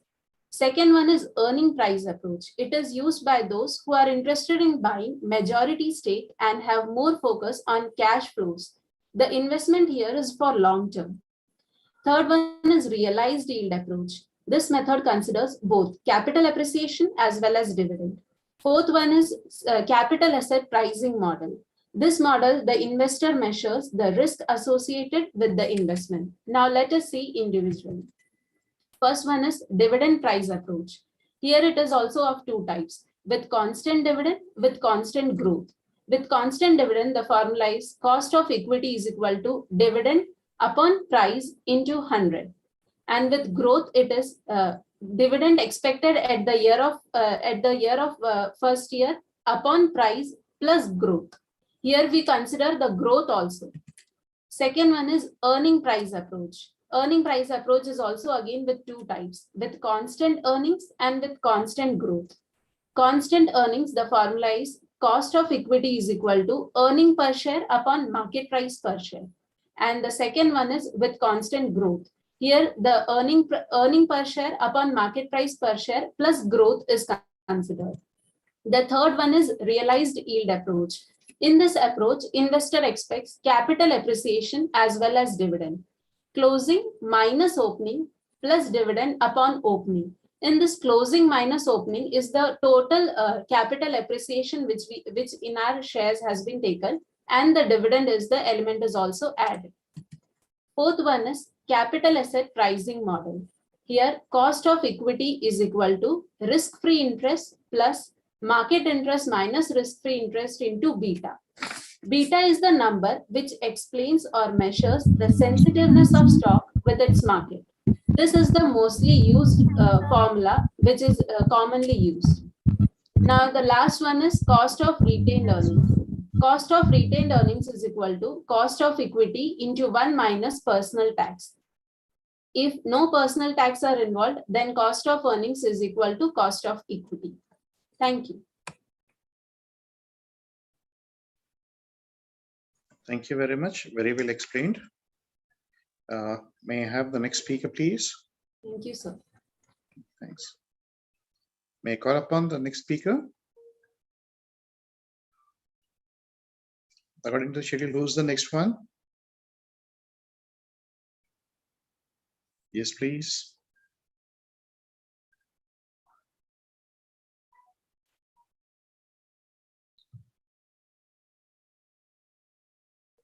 Okay, who's this, please? Who's sharing the screen? Is that Sri Lakshmi? You're sharing the screen again? Okay. So am I audible? Yeah, you're audible. Please continue. Yes, sorry for interruption. Yes, so hello everyone. Good evening. Myself Abhishek. So my today's topic is just a second. Yes, SA 505 external confirmation. So today I would like to share some information on external confirmation. First one will be definition, then some other important terms, then external confirmation procedures, then determining the information to be confirmed or requested, then management's refusal to allow the auditor to send a confirmation request, and the last one will be pro forma of receivable confirmation request. So let's begin with definition. So the external confirmation is an audit evidence obtained as a direct written response to the auditor from a third party in paper form or by electronic or other medium. Then the other important terms are positive confirmation request. Confirming party responds directly to the auditor, indicating whether the confirming party agrees or disagrees with the information in the request or providing the requested information. Negative confirmation request. Confirming party responds directly to the auditor only if the confirming party disagrees with the information in the request or providing the requested information. So basically the positive confirmation request is like when the auditor send the confirmation notice to the confirming party, and the confirming party needs to reply whether the information contained within it is correct or incorrect, even if he agrees or disagrees. And the in the negative confirmation, the confirming party needs to respond only when he disagrees with the information contained in it. Then the next one will be non-response, a failure of confirming party to respond to the confirming request. Then exception, a response that indicates a difference between information requested to be confirmed and information provided by the confirming party. Then next, the external information procedure. The following will be procedure. Then the first will be determining the information to be confirmed or requested, then selecting the appropriate confirming party, then designing the confirmation request, then sending the request including follow-up and follow-up request when applicable, then determining the information to be confirmed or requested. The first information will be the external confirmation is mainly regarding account balance and their elements, and it may also be used to confirm terms of agreement, contract, or transaction between an entity and other parties, or to confirm the absence of certain conditions. For example, side agreement. Now, next, management's refusal to allow the auditor to send a confirmation request. What happens if the what happens? So then the auditor shall. It means that if the management refused to the auditor to send a confirmation, then the following is the procedure that auditor should follow. First, inquire as to the management reason for a refusal and seek the auditor evidence as to their validity. Then second, evaluate the implication of management's refusal on the auditor's assessment of the relevant risk of material misstatement. Then third, performing alternative audit procedure designed to be obtained reliable audit evidence. Then next will be the practical insight to the draft receivable confirmation request. So guys, you can see this is the draft of the confirmation letter, and in the below you have to just write your response, and that's where I conclude. Thank you. Thank you very much, Shivam. Yeah. Thank you, so May Ms. I? Soni. I'm sorry. Yeah, please go ahead. Sir, may I? Shivam, yeah, please.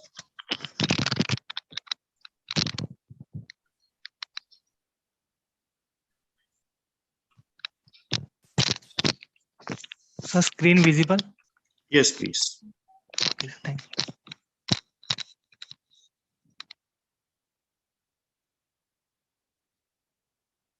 Hello everyone. Myself Shubham Jadhav, and I am going to present topic company audit, and start with eligibility and qualification of auditor for individual if he is a chartered accountant, and for firm if the majority of partner practicing in India are qualified for appointment. Next, basic concept involved in section 139, appointment of auditor. There are three types of auditor: first, subsequent, and retiring auditor, and two types of companies: government company and other than government company. And parties involved in appointment is audit committee, board of director, members, and CAG in case of government company. Section 139, subsection 1 and subsection 5, appointment of subsequent auditor. In case of other company other than government company, appointment shall be made on recommendation of audit committee, and it shall if the board of director agree with the recommendation of audit committee, then it shall approved by the members in the AGM, and auditor hold the office till the conclusion of 6th AGM from 1st AGM. And in case of government company, appointment shall be made by CAG within 180 days from commencement of financial year, and auditor hold the office till the conclusion of AGM. Section 139, subsection 6 and subsection 7, appointment of first auditor. In case of any other company, appointment shall be made by board of director within 30 days. If board fails, then member shall appoint auditor in EGM within 90 days. And appointment of first auditor in government companies, it shall made by CAG within 60 days from the date of registration. And if in case of failure, board shall appoint within next 30 days. And if board fail, then members appoint the auditor in EGM within 60 days. And auditor shall hold the office till the conclusion of first AGM.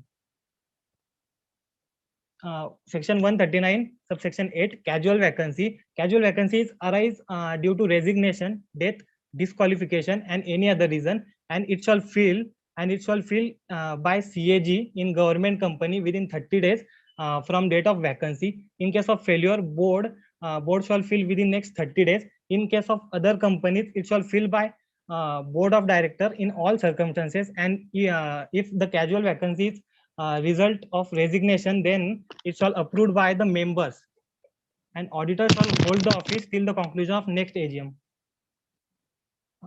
Section 139, subsection 2, rotation of auditor.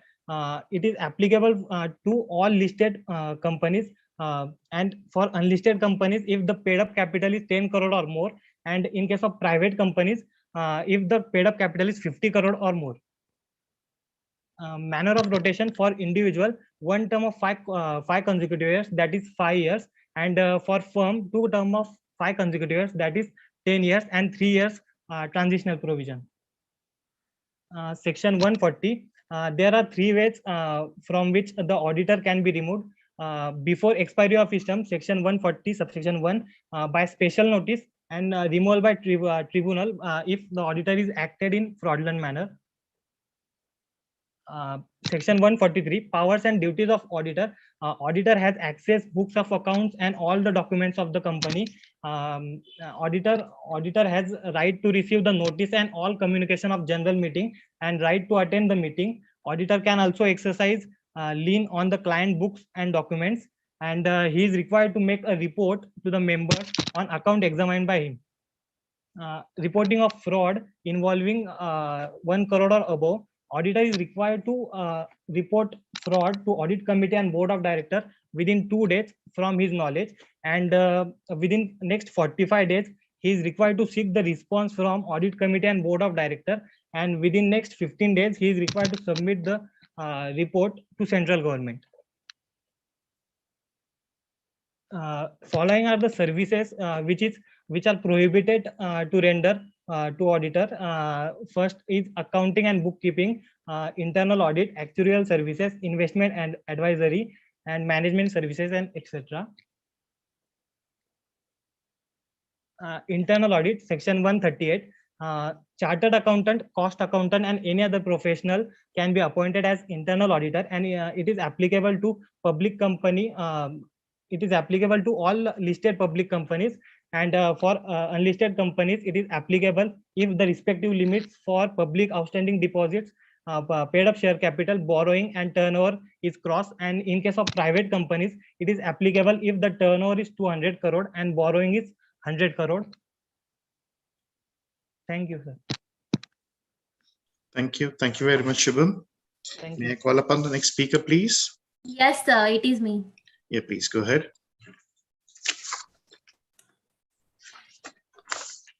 Yes, sir. Is my screen visible? Yes, please go ahead. Continue. Okay. So I am Vidhi Kala. I have prepared a short handwritten summary chart for the chapter Accounting for Bonus Issue and Right Issue. And with the help of it, I will present the topic. First of all, I will start with the meaning. Now, what the bonus share means. Bonus shares are basically the additional shares given to existing shareholders that is free of cost. Bonus issue is also known as capitalization of profits. So what capitalization of profit means? So capitalization of profit means the conversion of free reserves and surplus into equity share capital of the company. Right shares are the additional shares given to the existing equity shareholders at discounted price compared to the market value of shares and not with the face value. I will repeat the sentence, compared to the market value and not with the face value. So going ahead to the types of bonus issues. So basically bonus issue can be made on partly paid up equity shares and on fully paid up equity shares. So first we will look into how bonus shares can be issued through partly paid up equity shares. Basically, as per company's rule, we cannot issue bonus shares on partly paid up equity shares. So first, there are two options available. First, we have to convert the partly paid up equity shares, and or we can make the final call. That means conversion only.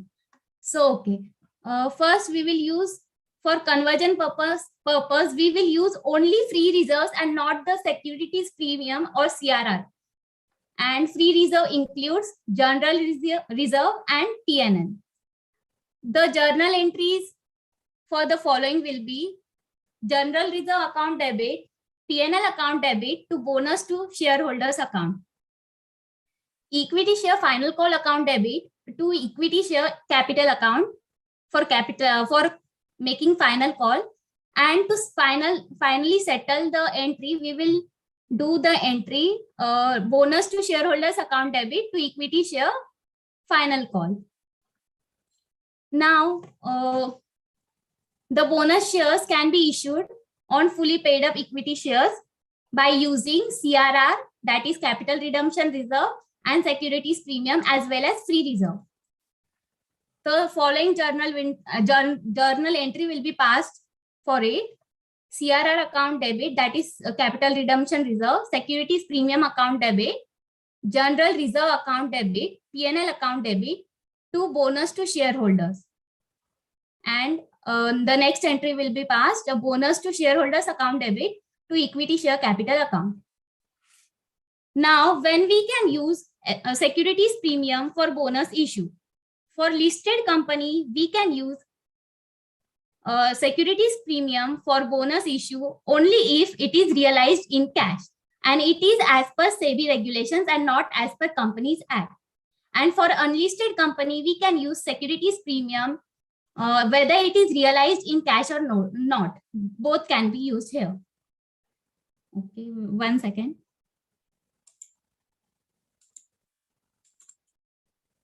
Okay. So now convertible debenture holders, whether partly or fully, both are eligible for bonus shares.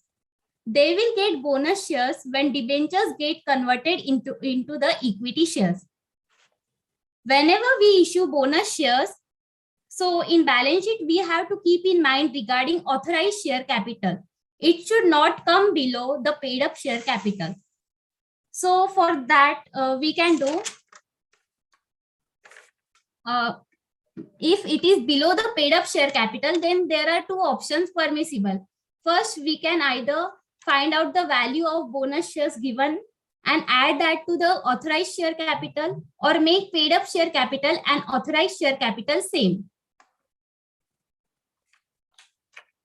Now going to the right shares. So following is the entry passed for issuing right shares, bank account debit to equity share capital to securities premium account, if any. If the shares are issued at premium, then we write it. Value of right shares will be calculated in the following formula by using the following formula. So the formula is a value of right is equals to cum right value of shares minus x right value of the shares. Cum right value will be calculated as price of equity shares before right issue, and x right value of share will be calculated as cum right value of existing shares plus value of right shares upon existing number of shares plus number of right shares. So, okay, thank you. It was my presentation. Thank you. Very well said. Very well done. Thank you. Thank you very much. Hello sir. Hello. मैं कल्याणी पाटिल. मेरी आवाज आ रही sir आपको? हाँ जी, बिल्कुल आ रही है. Please. हाँ सर, लैपटॉप का प्रॉब्लम था. मैं कर सकती हूँ स्टार्ट? हाँ जी, करिए please. Thank you.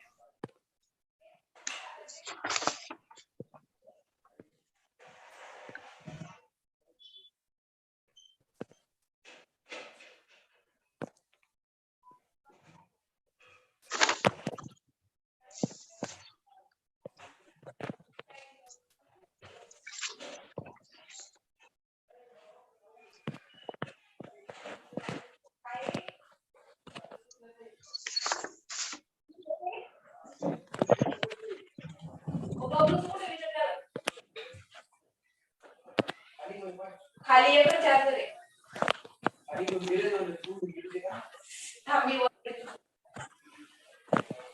Sir screen दिख रही है मेरी? विजिबल है? हाँ जी विजिबल है. Please continue. Hello sir, my name is Kalyani Patil and today's my topic is profit or loss pre and post incorporation. So एक मिनट.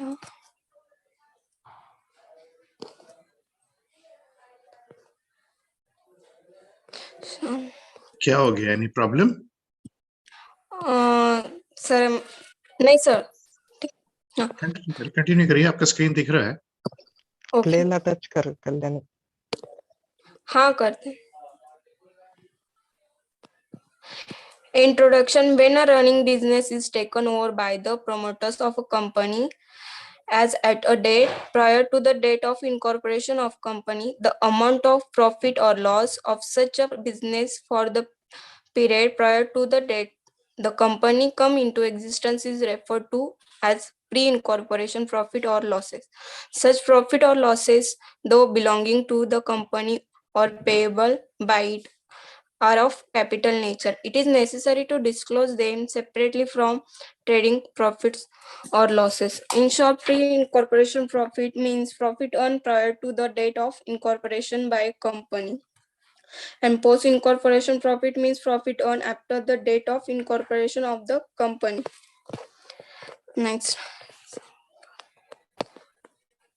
कल्याणी प्लेला टच कर मत हेलो हो एक मिनिट हाँ thank you For example, Y Ltd was incorporated on 1st July 2021 to take over the business of Z Ltd from 1st April 2021. The year ended on 31st March 2022. Calculate the pre and post incorporation period. Business was taken over from 1st April 2021 and incorporated on 1st July 2021. Pre incorporation 1st अप्रैल से लेकर 1st जुलाई तक means 3 months होते हैं और post incorporation period 1st जुलाई से लेकर 31st March 2022 means 9 months.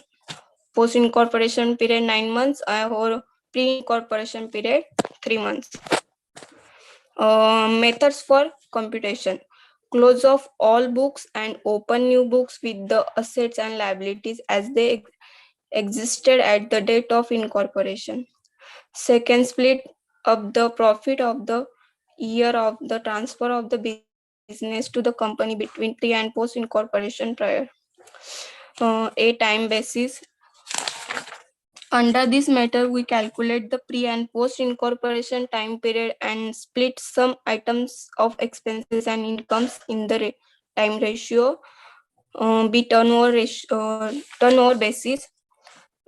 Some expenses and incomes are divided between the pre and post period items on the basis of sales turnover. See combination of both. Calculation of time ratio and sales ratio. For example, Lion Ltd was incorporated on 1st August 2021 to take over the running business of MS Happy with assets from 1st April to 2021. The accounts of the company were closed on 31st March 2022.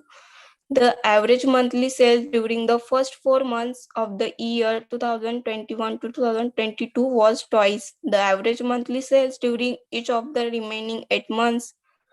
Calculate time ratio and sales ratio for pre and post incorporation period. First, we calculate time ratio. Pre incorporation period 1st April से लेकर 1st August 2022 तक है 4 months और post incorporation period 1st अगस्त से लेकर 31st March 2022 8 months.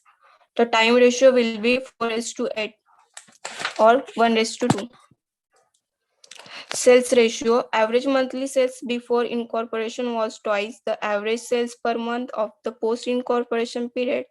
If X is the sale per month in the post incorporation period, then sales per month of pre incorporation period will be 2x. Weighted sales ratio is equal to 2 into 2x raised to 8 into 1x. It means 1:1. Thank you so much. Thank you, sir. Thank you. Now, as per my list, I'm just taking the numbers, roll numbers. Please check whether these people have finished their presentations. Should I? Yes. Roll number 5, roll number 25, roll number 26, 27, and 46. Apart from them, if someone left, please let me know. Sir, yes, please. Sir, 35 बाकी है मेरा.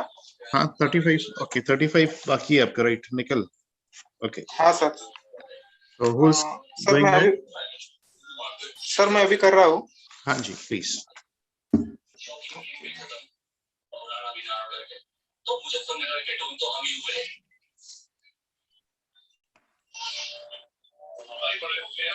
Please make it fast. Just a minute, sir. Yes.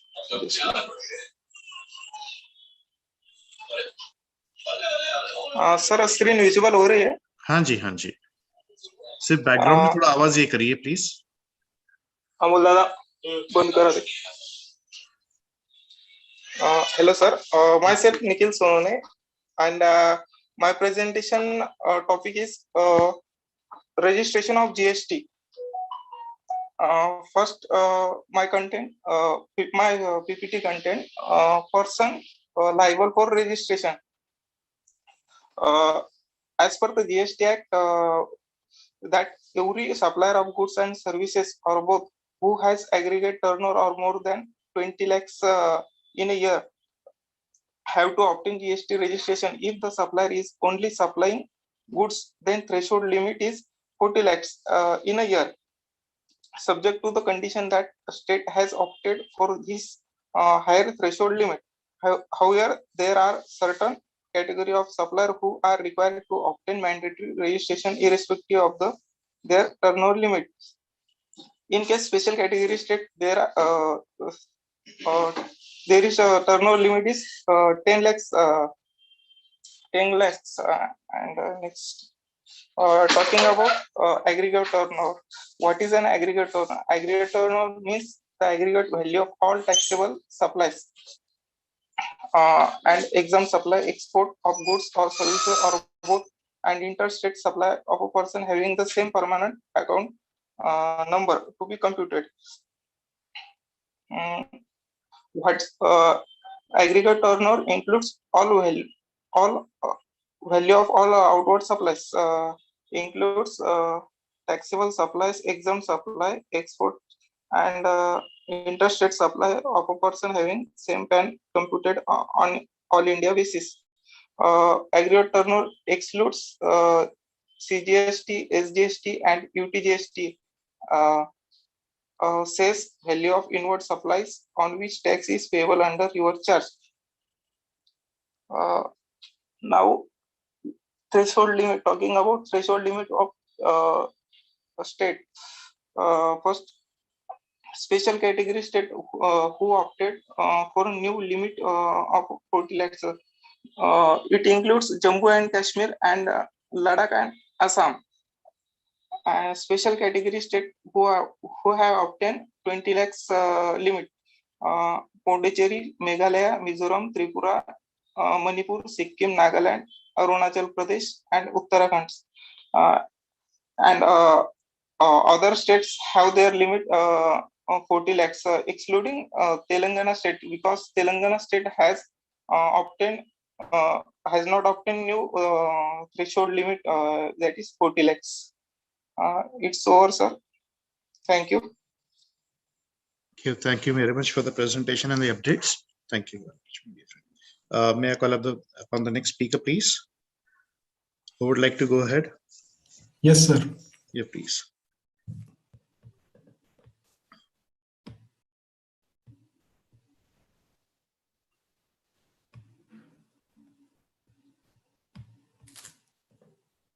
So is my screen visible? Yes, please go ahead. Okay. So good evening. I'm going to present on the topic audit and assurance in that chapter number 5, fraud and responsibilities of the auditor in this regard. So the objectives of my presentation is to understand the meaning of fraud, to understand major areas in fraud, how should the auditor report if the fraud is detected. So first of all, let us understand the meaning of fraud as per SA 240. It is the intentional act which involves many people like management, employees, etc. It also involves the use of deception. Deception basically means representing something which is not true. And the main intention to commit a fraud is to obtain an unjust or illegal advantage. So let's see what are the major areas in which the fraud can be conducted. There are two areas, fraudulent financial reporting and misappropriation of assets. Let's see it one by one. Fraud in financial reporting.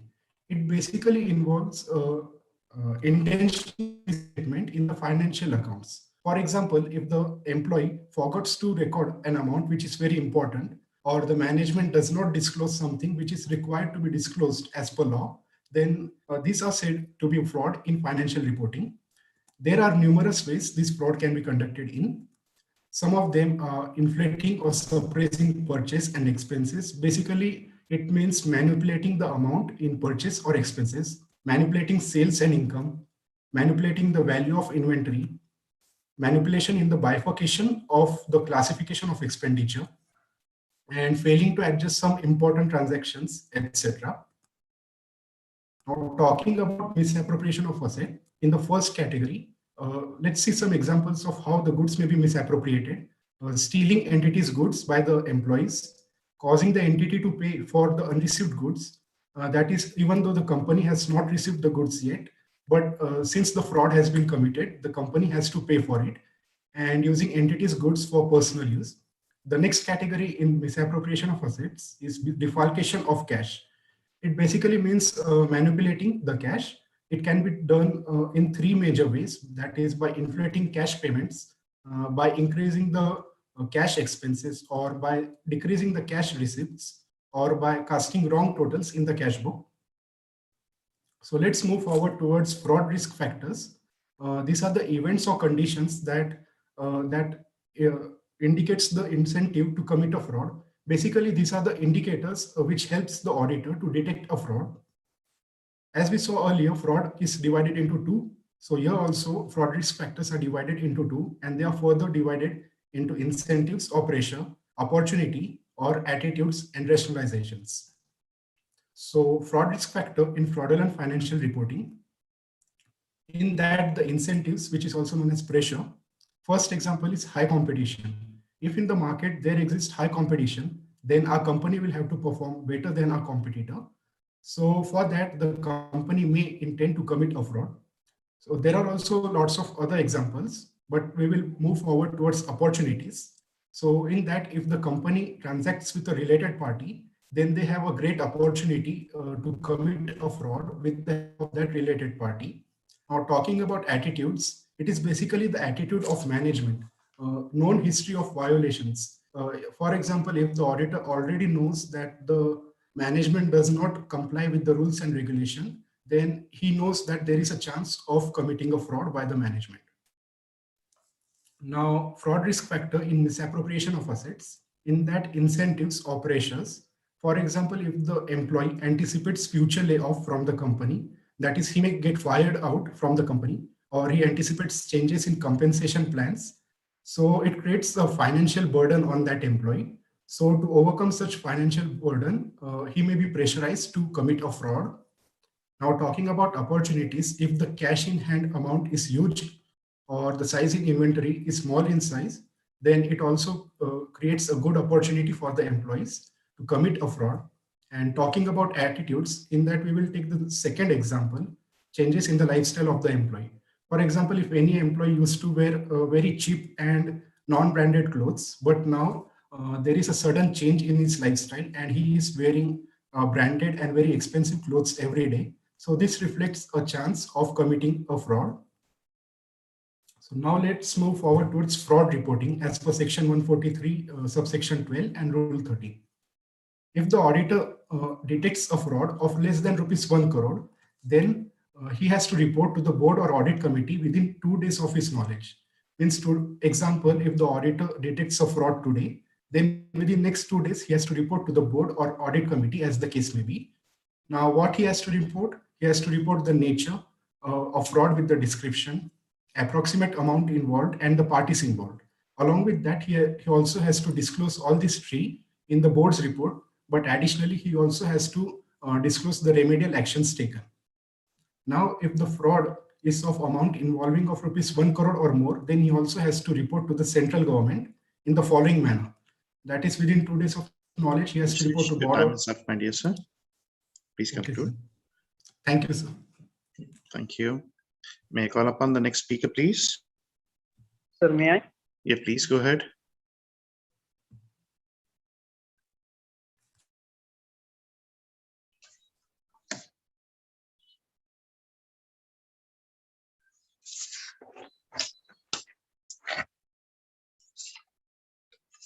Please start with your presentation because we have left out with very little of time. 1 minute, sir. Yeah.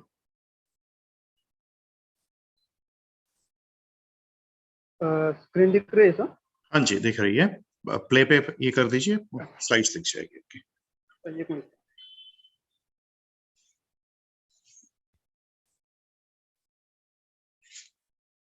Hi sir, my name is Vaibhav Katkade. My topic is a introduction of Companies Act 2013. Contents is history of company law in India, short title, extent and commencement of the act, meaning of company, characteristics of company, key definition, new concept of in the act, amendment in the act, and arrangement of section of the act. History of company law in India.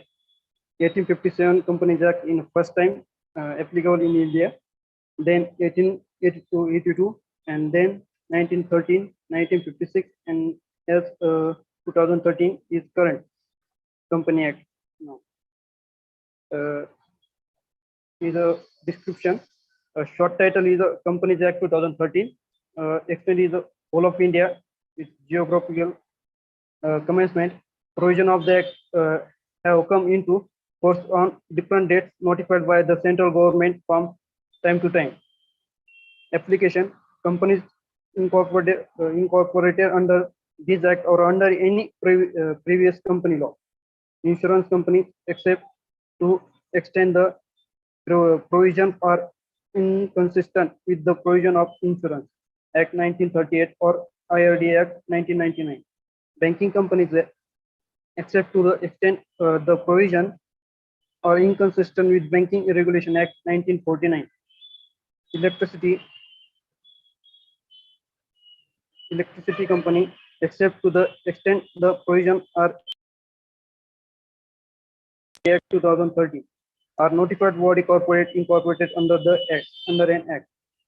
Meaning of company: company means a company incorporated under this act or under any previous company law. The characteristics of a company is a corporate personality, artificial person. Company is not a citizen. Company has a nationality and residence. Limited liability with certain.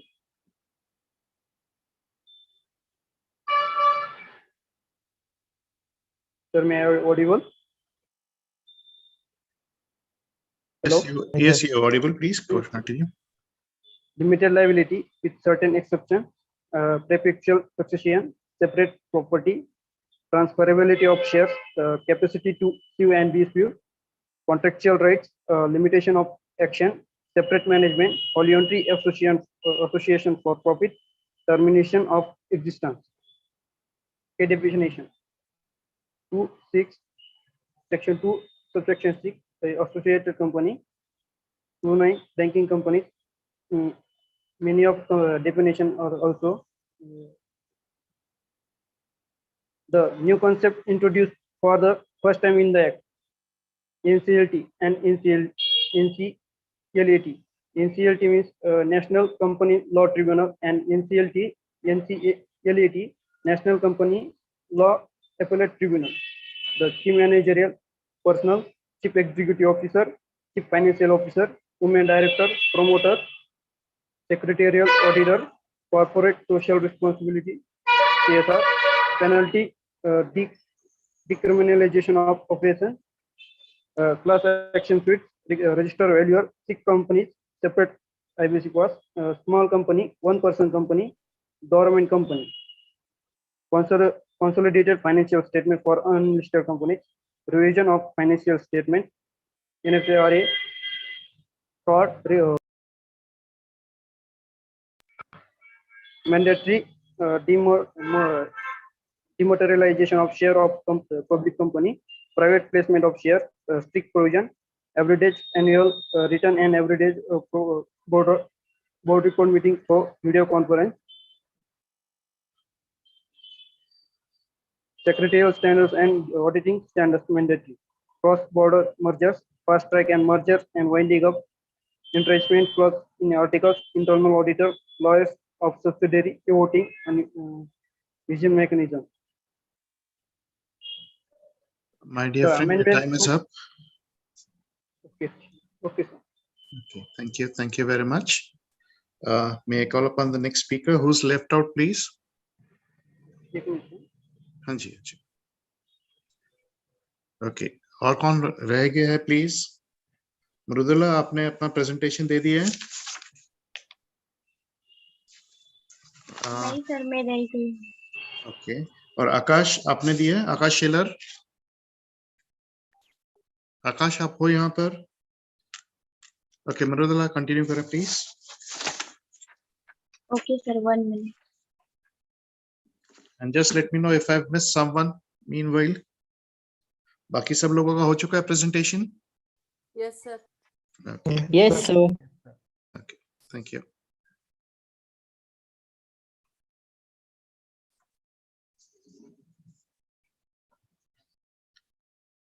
So मेरे list के मुताबिक अभी Mridula is there and second I see Akash Shelar. If he has given it, let me know please. Yes, please. Start with your presentation. The screen is visible. Mrudula.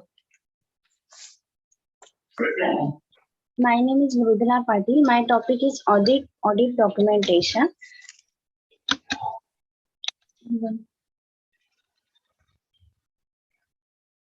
SC 230 says about audit documentation. Audit documentation refers to the records of audit procedures performed by the auditor, relevant audit evidence obtained by the auditor, and the conclusion at which the auditors reach. Nature of audit documentation. Audit documentation provides two types of evidences. First type of evidences on which the auditor's opinion is based. Conclusion is about the achievement of the overall objective of the auditor. First objective is obtain reasonable assurance about whether the financial statement as a whole are free from material misstatement or not. And second objective is to report on the financial statement, that the financial statement shows true and fair view or not and is as per the asset. Second objective, that the audit was planned and performed in accordance with the essays and applicable legal and regulatory requirements. It provides proof for the auditor that he has performed all the audit procedures as per the legal requirements. Let me see the purpose of audit documentation. Assisting engagement team.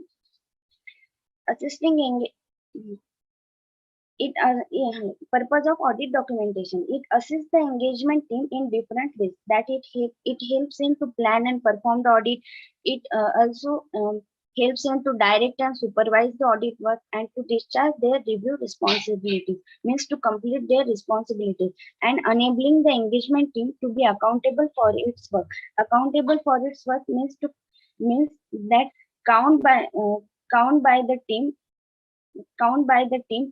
that how many procedures was done and how many procedures are remaining by the team.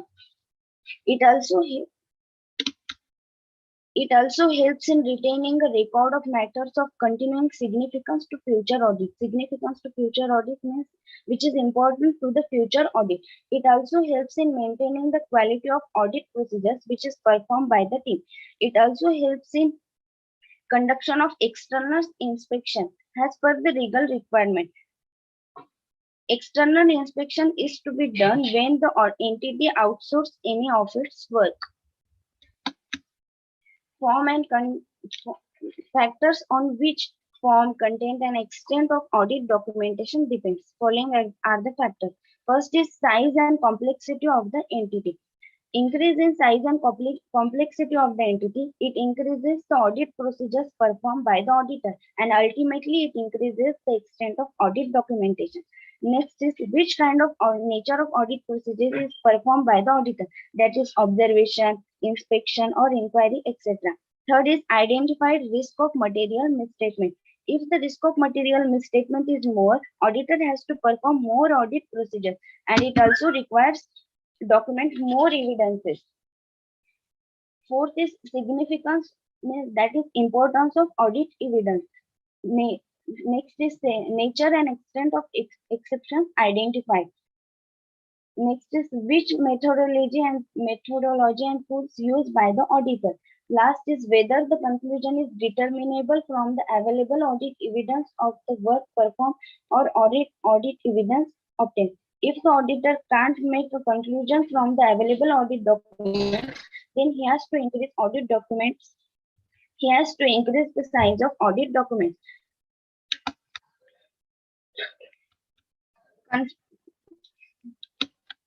Examples of audit documentation. Audit documentation. It records on paper. It may be recorded on paper or on electronic or other medium. Audit documentation includes audit program that is performed by the auditor, analysis which is obtained by the auditor during the audit procedure, issues memoranda. Also, it includes the summaries of significant matters, letters of confirmation and representation, checklist, correspondence concerning significant matters. It also includes the emails, copies of entities records, that is bank statement, etc. Confirmation means confirmation. It is opinion obtained from the third party, and the representation is made by the management that is that he perform all duties that he has. Assembly of final audit file.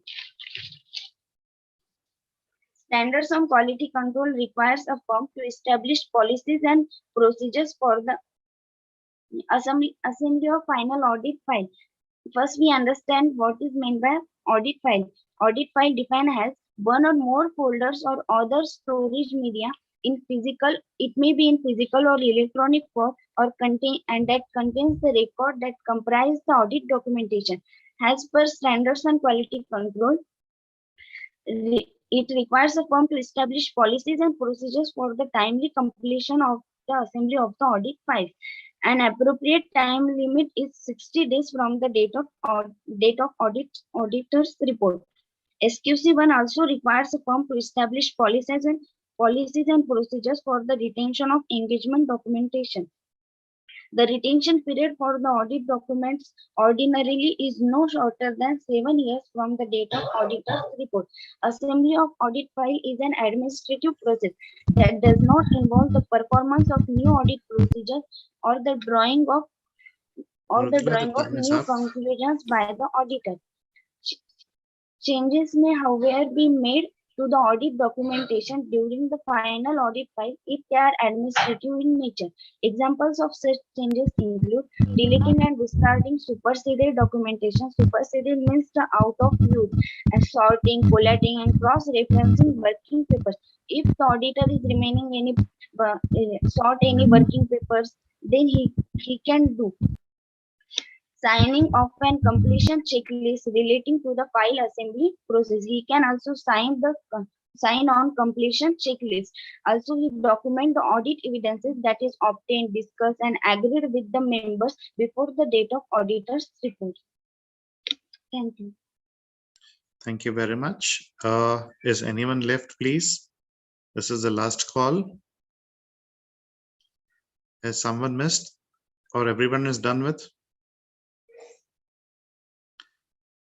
Okay, so now the thing is, I would request Mrudula to please stop the sharing of screen, please. Stop sharing the screen. Hello. Am I audible, please? Yes, sir. Yeah, Mrudula, just stop sharing that screen, please. Okay, I want everyone to be on the camera, please, now. It's a request of everybody to be on camera now, please. Okay, so 7:56. We have completed everything in time. Okay, so how was the experience? And sabse pehle, so I would like to appreciate someone over here जिसने सबको टिक-टिकी पे लगा रखा था. So Swati, thank you very much, and please clap for Swati for that. And she maintained the thing to the mark. Thank you for the patience you had in doing so. So just wanted to know, what is your experience now? I loved the session. It was amazing. Everyone heard what they said. Okay, so was it give one, take away 49?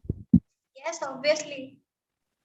Okay, so now what was your part? Like when I told you in the beginning, just wanted to know that in the beginning I told you, okay, you need to complete one chapter. You have to explain one chapter in 5 minutes. So what was the mindset when you heard that for the first time? First time I thought it's completely impossible and I didn't took it seriously. In fact, I didn't do anything. In the morning, everyone on the group, they were like, yes, to present and all. Then I started reading the chapter and then found out Your voice is cracking a bit. Can you please repeat the thing? yes, sir, I was saying that in the morning I prepared this and I found it quite easy to do it. Just the thing needs is determination. Okay, chalo. What was other people's experience in this piece? Yes, what was your experience? Yeah, Pratham, wanted to say something? So I thought I had a lot to improve. I was lacking in many things, but I will surely work upon it. Okay, that's good. But do you think 50 things can be done in 6 hours? We should not opt for it. Means a little more time should be given, but it can be done. If it's on the end line, it can be done. Yeah. So let me ask you one thing. Were you on your toes? Everyone was on the toes, or is what it was it easy cake walk, like easy walk away with the things? Was it a cakewalk or you had to be on your toes to give the presentation? Sir partial था, आसान भी था और थोड़ा मुश्किल भी था. Okay, लेकिन मुश्किल पार हो गई ना, तो कुछ नया अचीवमेंट हुआ आज? यस सर, अचीवमेंट तो हुआ, कॉन्फिडेंस बढ़ गया कि हम कुछ इतना बड़ा टॉपिक 5 मिनट में समझा के बता सकते हैं किसी को भी. तो इसका मतलब ये है कि वो सारी चीजें आपके अंदर थी ना, सिर्फ निकालने की जरूरत थी. Yes sir, yes. तो फिर इतना डरते क्यों हो सब चीजों से यार? अभी तक सर आपके जैसा कोई मिला नहीं था ना. अभी तक सिर्फ पढ़ो बोलते थे और मार्क्स लाओ बोलते थे. स्किल अपग्रेड का कोई बोलता नहीं था ज्यादा. तो अभी अपग्रेड करेंगे ना अपने आप को हर बार? हाँ करेंगे, इंशाल्लाह करेंगे सर. That's great.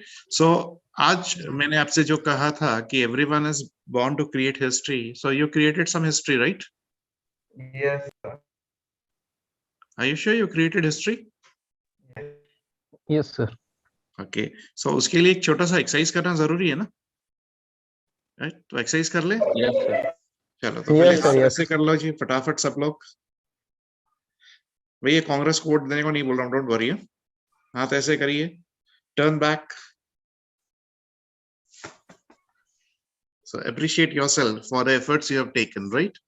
So अगर हम efforts लेते हैं और plan करते हैं तो चीजें हो सकती हैं जो कि थोड़ी देर पहले impossible लग रही थी. Can it be done? Yes sir. Yes. The first thing you need to understand is believe in yourself, right? And all the hurdles will be crossed. Once you start believing, once you take actions, everything becomes much more easier as you think. हमारा दिमाग में हम चीजों को बहुत बड़ा बना देते हैं, right? And that has to be made short. उसको जितना कम करेंगे. See, there are two things that go side by side, and there is a very thin line into that. And do you know what is that thing?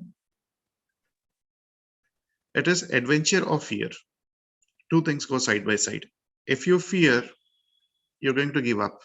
And if you take it as an adventure, you're always going to achieve. It's up to you in what way you take things, right? तो क्या लेना है ये आपके ऊपर है. दिखाना हमारा काम था, बताना हमारा काम था, हम लोगों ने दिखा दिया. So finally, what is the feedback about the 2 sessions which I took and the entire OP what you did, or OC what you did? You made What is the impossible feedback? thing possible for us. Impossible thing becomes possible for you. Okay. What else? We had to totally change our life. Okay. So looking at things, increase हुआ. Confidence increase हुआ. तो आपको लगता है कि अगर हम discussion का कोर्स चेंज करते हैं, the course of discussion is changed, the way the discussion is changed, we can change our lives? For sure. Yes sir. So always think of going and discussing few things which are greater at value rather than discussing things which don't carry any value. So it's your choice completely, right? Yes, sir. Right, sir. तो जैसा ही discussion change होगा, लोग change हो गए, environment change होगा, आप में भी अपने आप चेंज आएगा, right? And what you have done, you know, हम लोग जब पैदा हुए थे, we were chunk of computers with only with hard disk, no softwares and operating systems, right? Now what you have done is you have created your software operating systems in such a fashion कि अब कोई भी operating system चल जाएगा और कोई भी app चल जाएगा उसके ऊपर, right? तो अपने आप को सिर्फ अपग्रेड करना है, और हर जगह जाओगे तो अपने आप को अपग्रेड करके एक नया ऐप लेके आना है, okay? So what you are doing is just picking up those apps, और ऑपरेटिंग सिस्टम ऐसे बनाओ कि उसके ऊपर कोई भी ऐप चल जाए, चाहे वो सीए का ऐप हो, चाहे एडवांस स्टडीज का ऐप हो, कुछ भी हो, वो चल जाए, राइट? तो हमारे ऑपरेटिंग सिस्टम थोड़े ठीक होना चाहिए. Don't you agree to this? We do agree. Totally agree with you. Totally agree, sir. Right? तो हमारे ऑपरेटिंग सिस्टम्स हमारे सिस्टम्स होने चाहिए जिसपे कोई भी ऐप चल जाए फिर, ठीक है? तो एक हमको एक रास्ता मिल गया है कि हमको अपने ऊपर क्या काम करना है, हमारे ऑपरेटिंग सिस्टम्स पे क्या काम करना है, हमको एंटीवायरस से कैसे प्रोटेक्ट करना है, ट्रोजन से अपने आप को कैसे बचाना है, मालवेयर से कैसे बचाना है, right? So all your fears, all your negatives are your malwares that need to be removed, right? And that is where you need to work on yourself, and a positive direction will give you all the positive energy, right? So with this current note, I would like to say goodbye to you. If you have some feedbacks, if you have some suggestions for me for the places where I can improve, it's most welcome. मुझे भी थोड़ा सुधारना है. There's nothing to improve. Nothing. So that means Session, sir. I should go up now. There's Sir. no scope of improvement. No, sir. No, sir. Sir, not in that sense. Fabulous session, sir. Sir. Sir, हाँ जी, नीर बोलिए. I want your one help. In first session, you told that your speed means आपकी पढ़ने की speed बहुत ज्यादा है. हाँ जी. सर आपको मीन्स उसका सॉल्यूशन बता देंगे, आप फिर से बता पाओगे? हाँ जी, सोल्यूशन यही है कि आप जब पढ़ते हो, सबसे पहले तो आप वर्ड टू वर्ड पढ़ते हो, ठीक है? तो पिक्चर क्रिएट ही नहीं होती है दिमाग में, और जब पिक्चर ही क्रिएट नहीं होगी तो दिमाग आपका बताएगा क्या आपको वापसी में, राइट?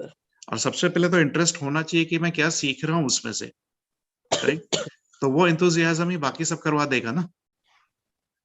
अगर मैं क्या सीख रहा हूँ, मैंने किताब उठाई और उसमें से मैं क्या सीखने वाला मुझे यही पता नहीं, और मैं सिर्फ रीड किए जा रहा हूँ, what is going to happen?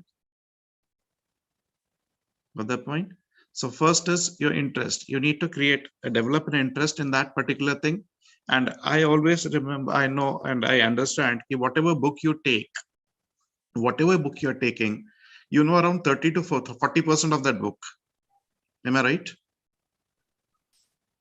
30 to 40% तो book वैसे जानते हो. Yes, sir. आप क्या पढ़ते हो पता है आपको? Exactly आप क्या पढ़ते हो और कितना टाइम वेस्ट करते हो उस चीज को करने के लिए? आप कोई भी बुक उठा लीजिए of any फिटर्निटी, any subject, anything, right? वहां पर अगर आप सिर्फ मैथ्स को छोड़ दोगे, 85% इज ग्रामर. यस. तो फिर ग्रामर बार बार रटना क्यों है? ओके. समझ में आया? Yes sir. तो आप क्या कर रहे हो? ग्रामर को एक बार परफेक्ट कर लो ना. यस. ग्रामर ही रटे जा रहे हो. जो स्पेसिफिक टर्म्स है उनको याद रखो, उनकी डेफिनेशन से रखो, उनको कैसे ग्रामर फिक्स करना ये समझ लो. हो गया ना, काम खत्म. Sir, reading book is better or reading a summary is better?